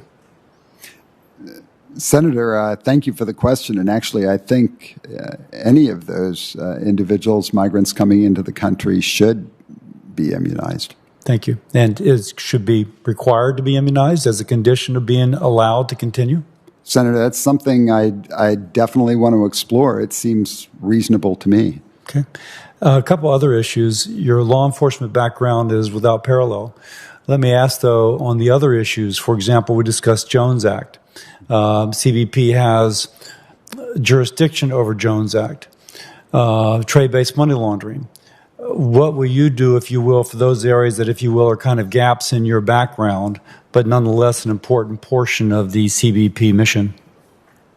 Senator, thank you for the question. I have to tell you, I know that perhaps the assumption has been made that I would be more interested in the border and those functions as opposed to the trade functions of CBP. But I want to assure you the trade functions are an area where I'm both extremely interested and want to commit to learning as much as possible. The Jones Act, I'm sure you realize better than most, is incredibly complex. I am doing my best to learn about it. Now, can I ask, because inevitably you'll need a lieutenant who is going to be in charge of that, just because, I mean, your plate will be full just with the border. So do you have the ability to hire your own lieutenants, or will there be someone there who will make this a priority within the considerations of the department? Knowing that you're making an effort to learn, but knowing that the highly technical aspect of it will require somebody with expertise. Senator, thank you for the question. And one of the great things about the process that I've gone through over the last several months is to learn about the number of highly knowledgeable, highly dedicated personnel. I'm taking that as a yes. Trade. So you are 100% right. Yes. In your testimony, you had a paragraph regarding the desire to address the issue of forced labor. Now, of course, I would advocate that that be second and third degree. There's been a big push in this committee to support battery technology. It's pretty clear that cobalt is being taken out of the Congo using forced labor, which is being employed, if you will, by Chinese companies. It's been pretty well documented. There's a New Yorker article about it. There's others in the press. I had promoted an amendment that was rejected on party lines that if we would ask that cobalt being used in batteries be ensured not to come from forced labor. To what degree does your commitment to addressing the use of forced labor include the kind of second degree? It isn't where the battery is being made, but it is where the cobalt is being mined to be used in the battery. Senator, thank you for the commitment. And I would just mention that forced labor is really something I'd like to consider as a top trade priority. But that would be a second degree issue as well, not just China where it's being used with the Uyghurs, but also in Congo where it's being used to harvest the cobalt? Absolutely. And to put a point on it, it would bring you a little bit in conflict with the emphasis on other parts of the administration to use battery technology, which requires the use of this forced labor mined cobalt. Are you willing to take on that political battle?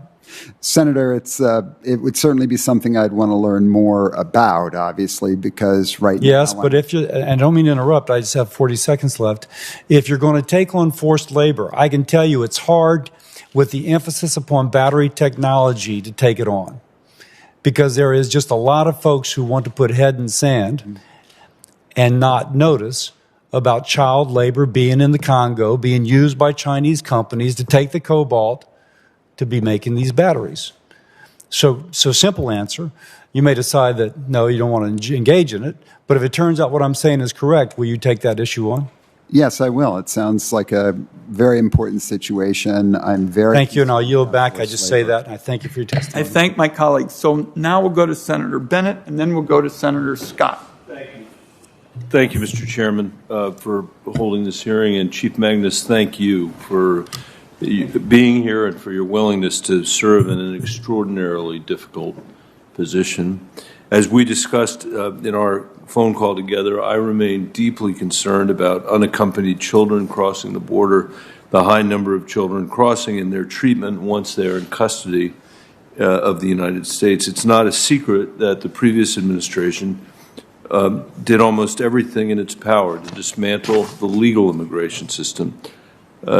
In our legal services, educational programs, and recreation activities for kids in the government's custody, hundreds of kids were separated from their parents under President Trump's policies and were never reunified, a humanitarian catastrophe. It was heartless and it was heartbreaking to have babies and infants spend weeks in under-resourced detention centers that were not appropriate for anyone, much less children. Much was done to deter children from coming, but it didn't work. By May 2019, there were almost over 11,800 children apprehended by CPB. The courts had to step in to stop the previous administration from just summarily expelling these kids. And when President Biden was sworn in, he immediately took executive action and revoked President Trump's enforcement priorities. He also took further action to reunify families and care for the unaccompanied children over the following months. However, in the first 8 months of 2021, over 118,000 unaccompanied children were apprehended, and I continue to hear horror stories about their treatment both in CBP custody and beyond. There are currently still over 11,000 children in the government's custody, with just under 500 at CPB. I recognize that this is an incredibly hard issue and that the numbers are slowly declining, but I've not seen any plan or any request from the administration outlining their strategy on this. Should you be confirmed, will you commit to work with Secretary Mayorkas on creating a plan that specifically supports unaccompanied children in CPB custody? Senator, thank you for the question. And there are a few things more important to me than how we treat children. This is something that I have carried with me throughout my career. So the answer is absolutely yes. Thank you, Chief. I appreciate that. Will you commit to immediately investigating any instance of physical, sexual, or other types of abuse that is reported from CPB employees or contractors? Yes, Senator. And will you commit to providing information on investigations to my office and others who may be conducting oversight for the purposes of protecting these children? Senator, the answer is yes. Thank you, Chief. Shifting gears, Chief Magnus, in 2020, drug overdose deaths increased in Colorado by 38% over the previous year, the largest year-over-year increase since at least 2000. This increase was worse than the U.S. average.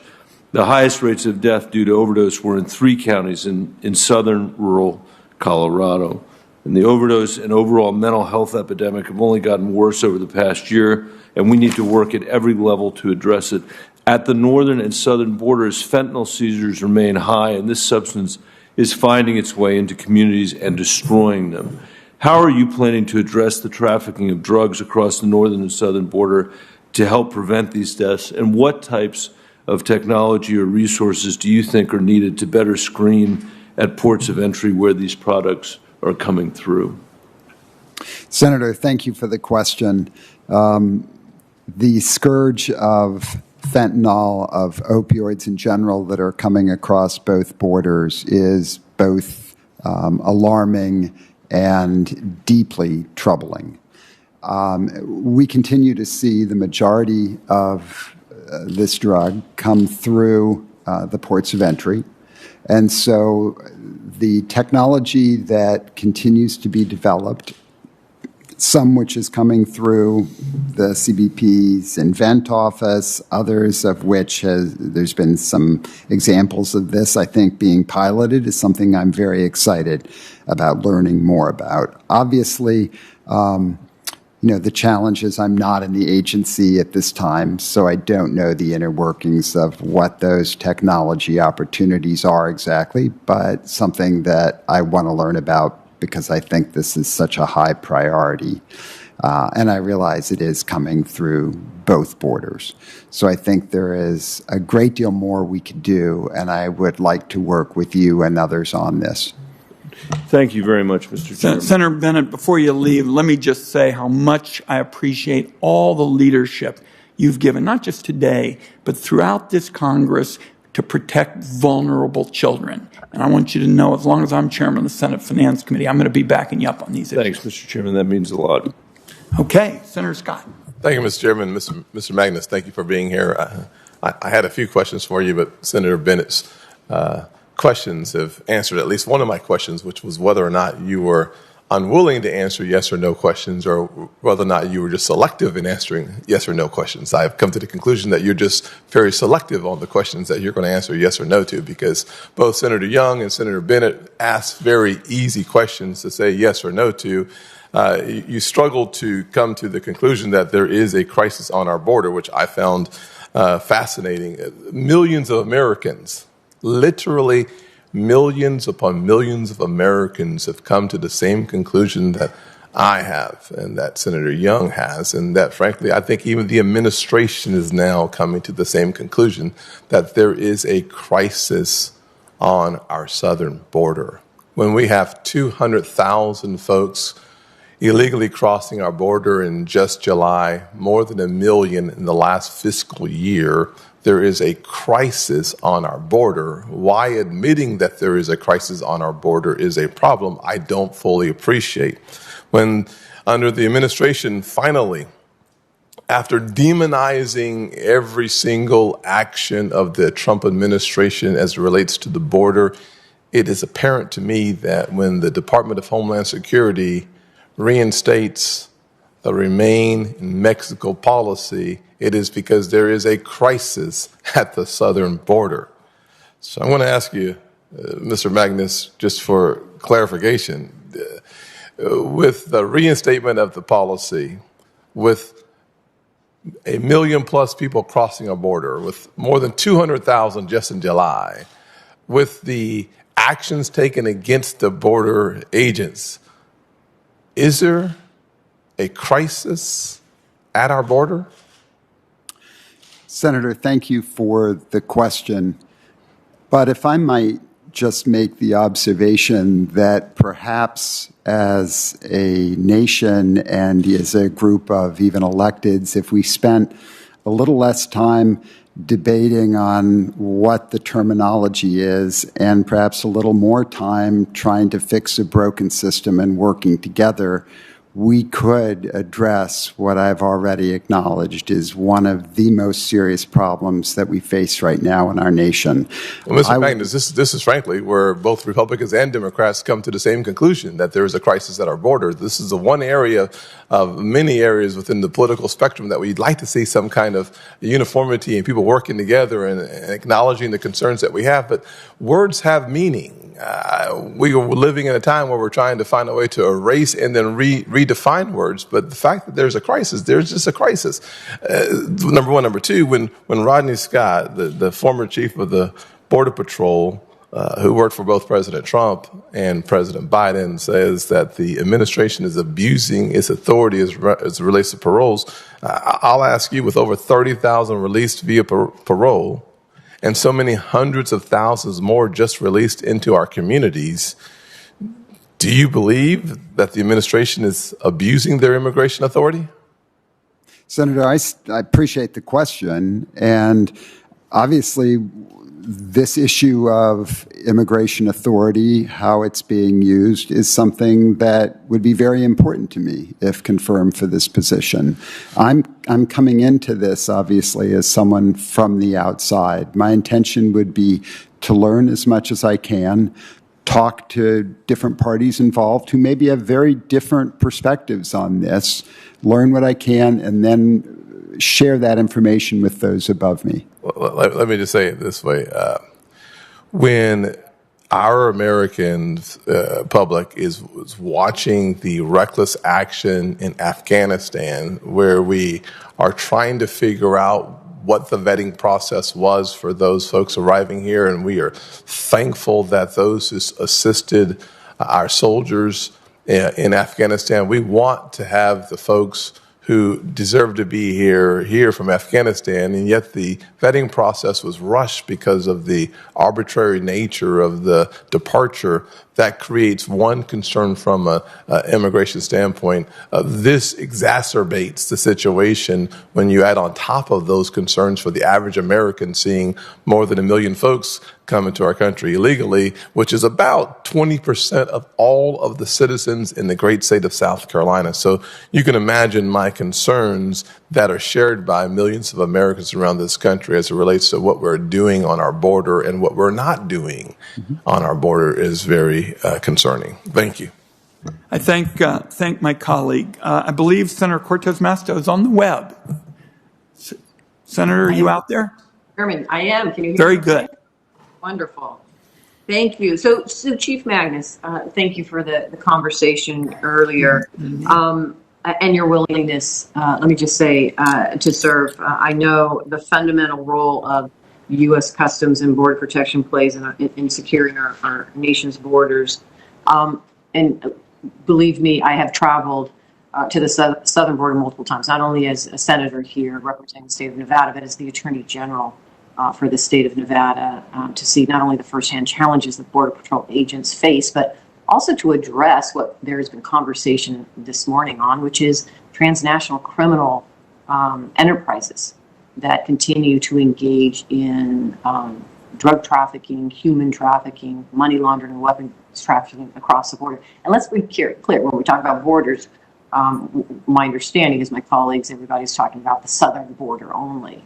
And so let me ask you this, because isn't it true that these multinational corporations, these criminal enterprises that we have been trying to address, have been really engaging in this criminal conduct, illicit narcotics trafficking, money laundering, human trafficking, weapons trafficking, really now for decades. Isn't that correct?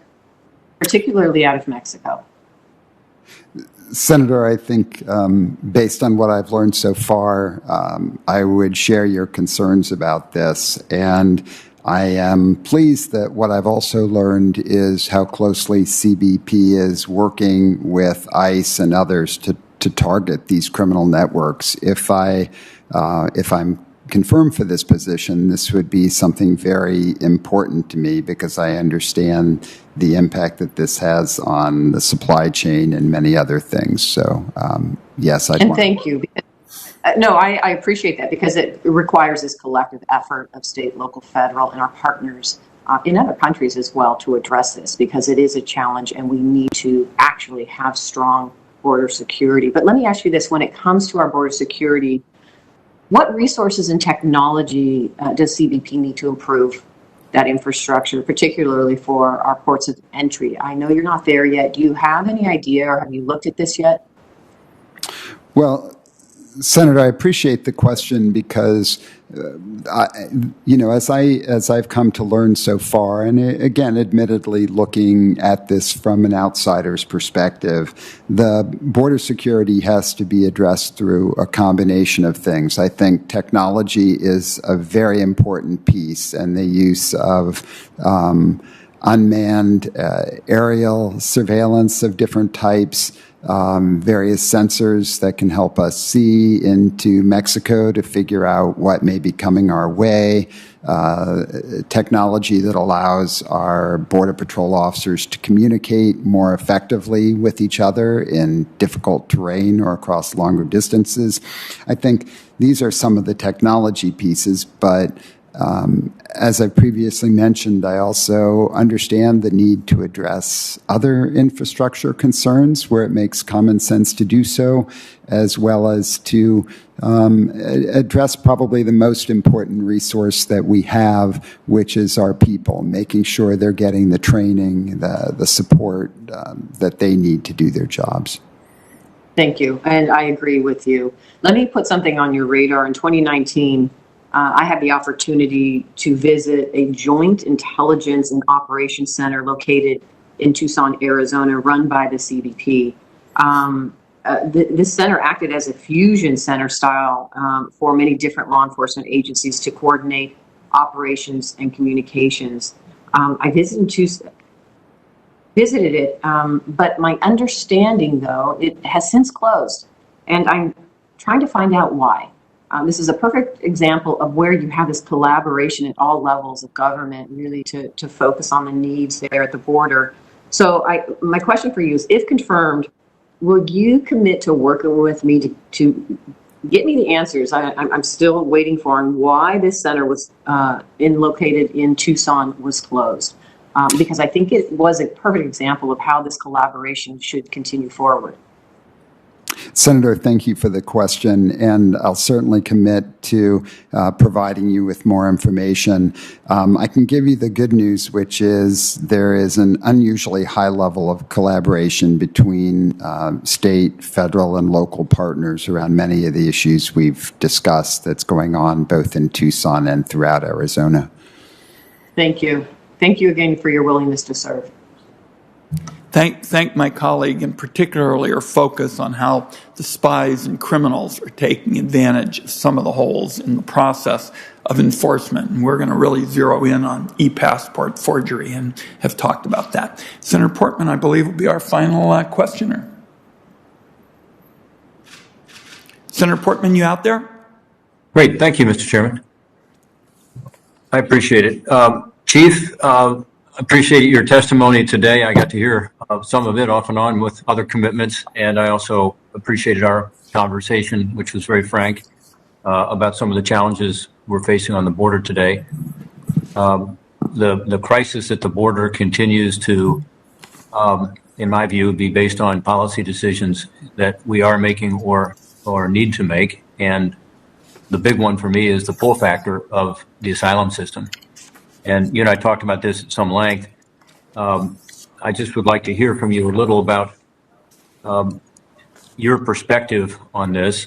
We recently saw the surge in Del Rio, but the overall numbers just continue to increase. And for the traffickers and the human smugglers who are exploiting people, unfortunately, they have a narrative, which is that if you come up to the border with us, pay us $10,000 or whatever it is, then we'll get you into the United States. Just claim asylum and you'll be allowed in for a period of time with a 1.2 million person backlog at least, and with 4 to 5, maybe 6 years before a hearing, and with the acceptance rate being about 15% for folks from the so-called Northern Triangle countries, and probably similar with regard to Ecuador and other countries that are increasing their numbers. The system is clearly broken. Could you speak to that and what you think about our current asylum system, if confirmed, how it would make your job harder and what you think ought to be done about it? Senator Portman, thank you for the question, and also thank you for the conversation we were able to have about some of these things. We are certainly aligned around the challenges associated with the pull factors. I mean, there's no question there are both pull and pull factors that are bringing migrants to this country and asylum seekers, but the pull factors are very evident, and I think there is no one simple solution to this. Obviously, the message is going to have to be clear that we intend to follow the law. We're going to have to do more clear messaging, and that include at every level of government, and that includes effective, even social media messaging. We're going to have to do more to anticipate surges and work with the Mexican government around that. I am, as I've mentioned, very interested and open to working with my counterparts in Mexico and building the strongest possible relations there. So, again, no one easy answer to this, but I agree this is part of the challenge. Yeah, I guess just quickly, Chief, are you also willing to work with those of us who believe that the asylum system is broken? And I think you're one of them from our conversations, to come up with a system that makes more sense. As an example, having people apply for asylum from their home country, having an immediate adjudication, allowing for the system to work as it was intended. Senator, I'm very interested in working with you and others. I agree that the asylum system absolutely must be improved. As I've tried to reinforce several times, I think this requires a bipartisan approach. It requires listening, compromising, sharing.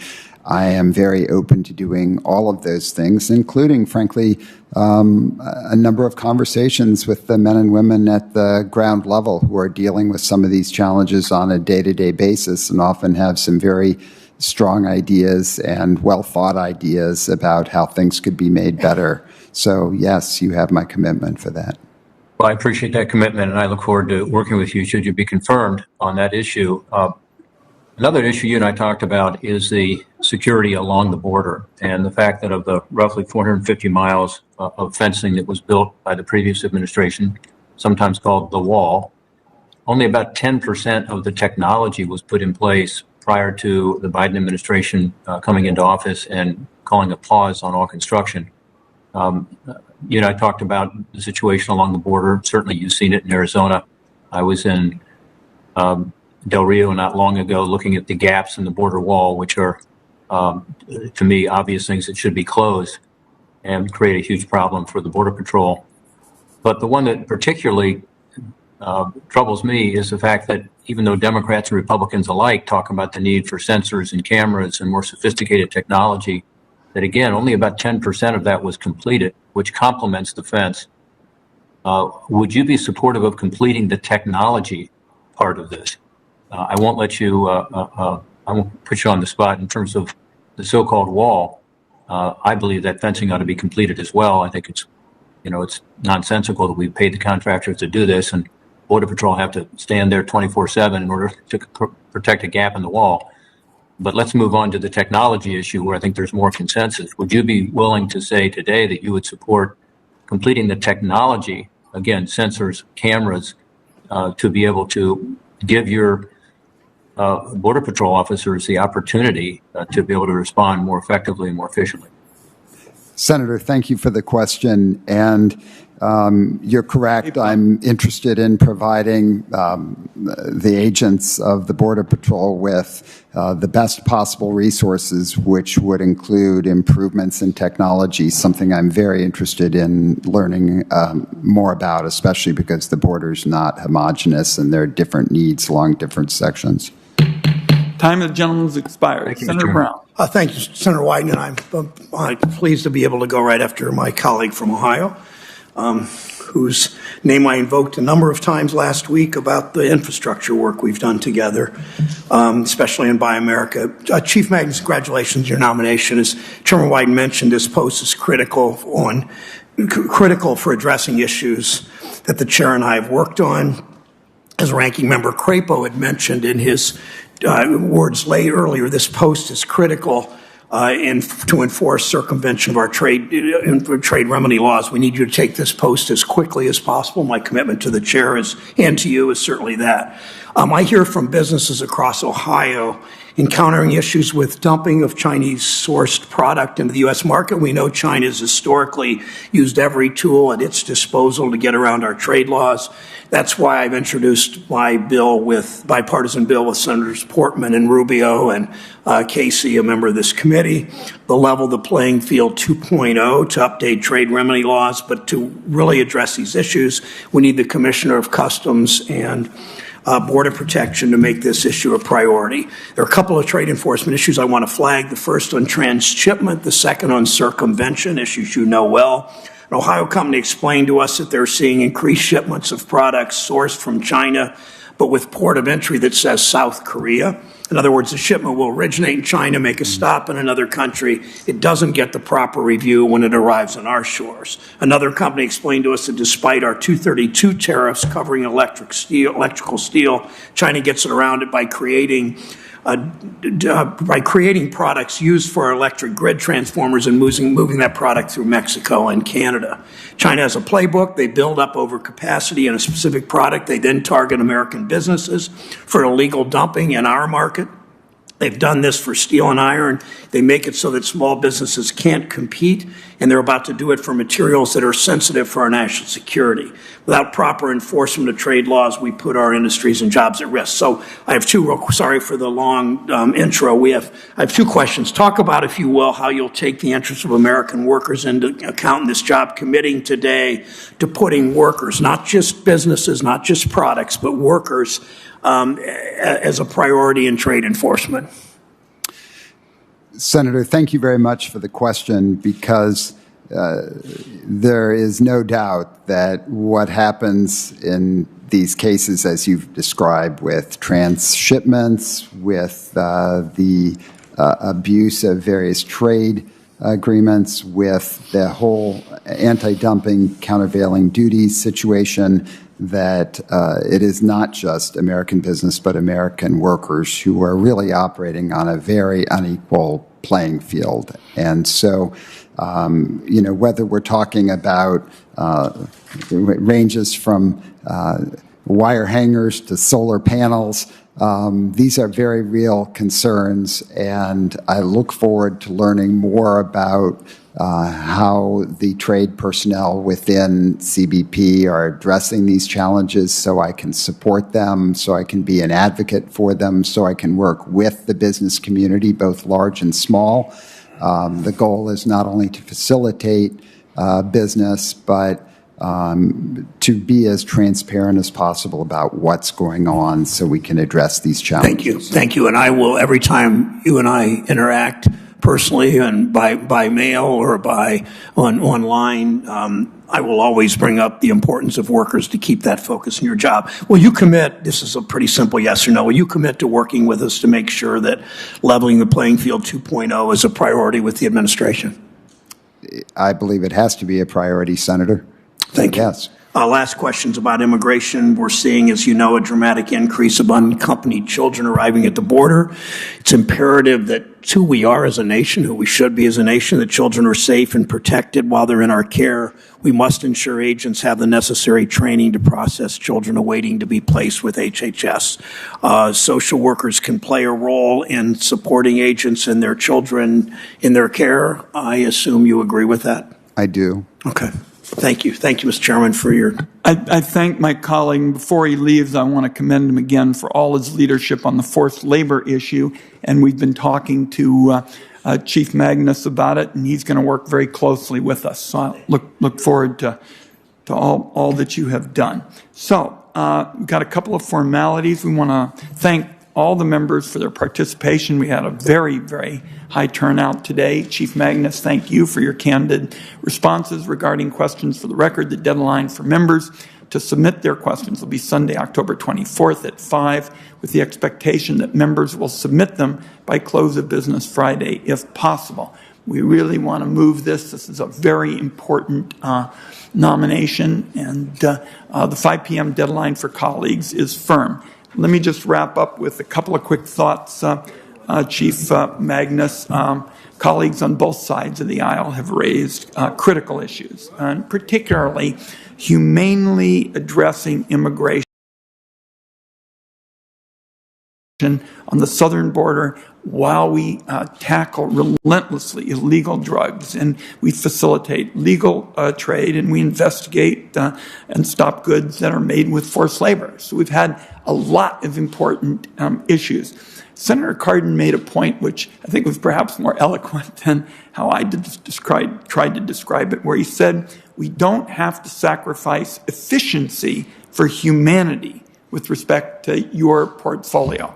That sums it up. You've got important work to do. I expect that you'll have colleagues on both sides of the aisle supporting you before we're done because of your candor, because of your professionalism. I strongly support you. I supported you before this morning, and you've given us additional reason to support you. We'll excuse you at this time, and the Finance Committee is adjourned.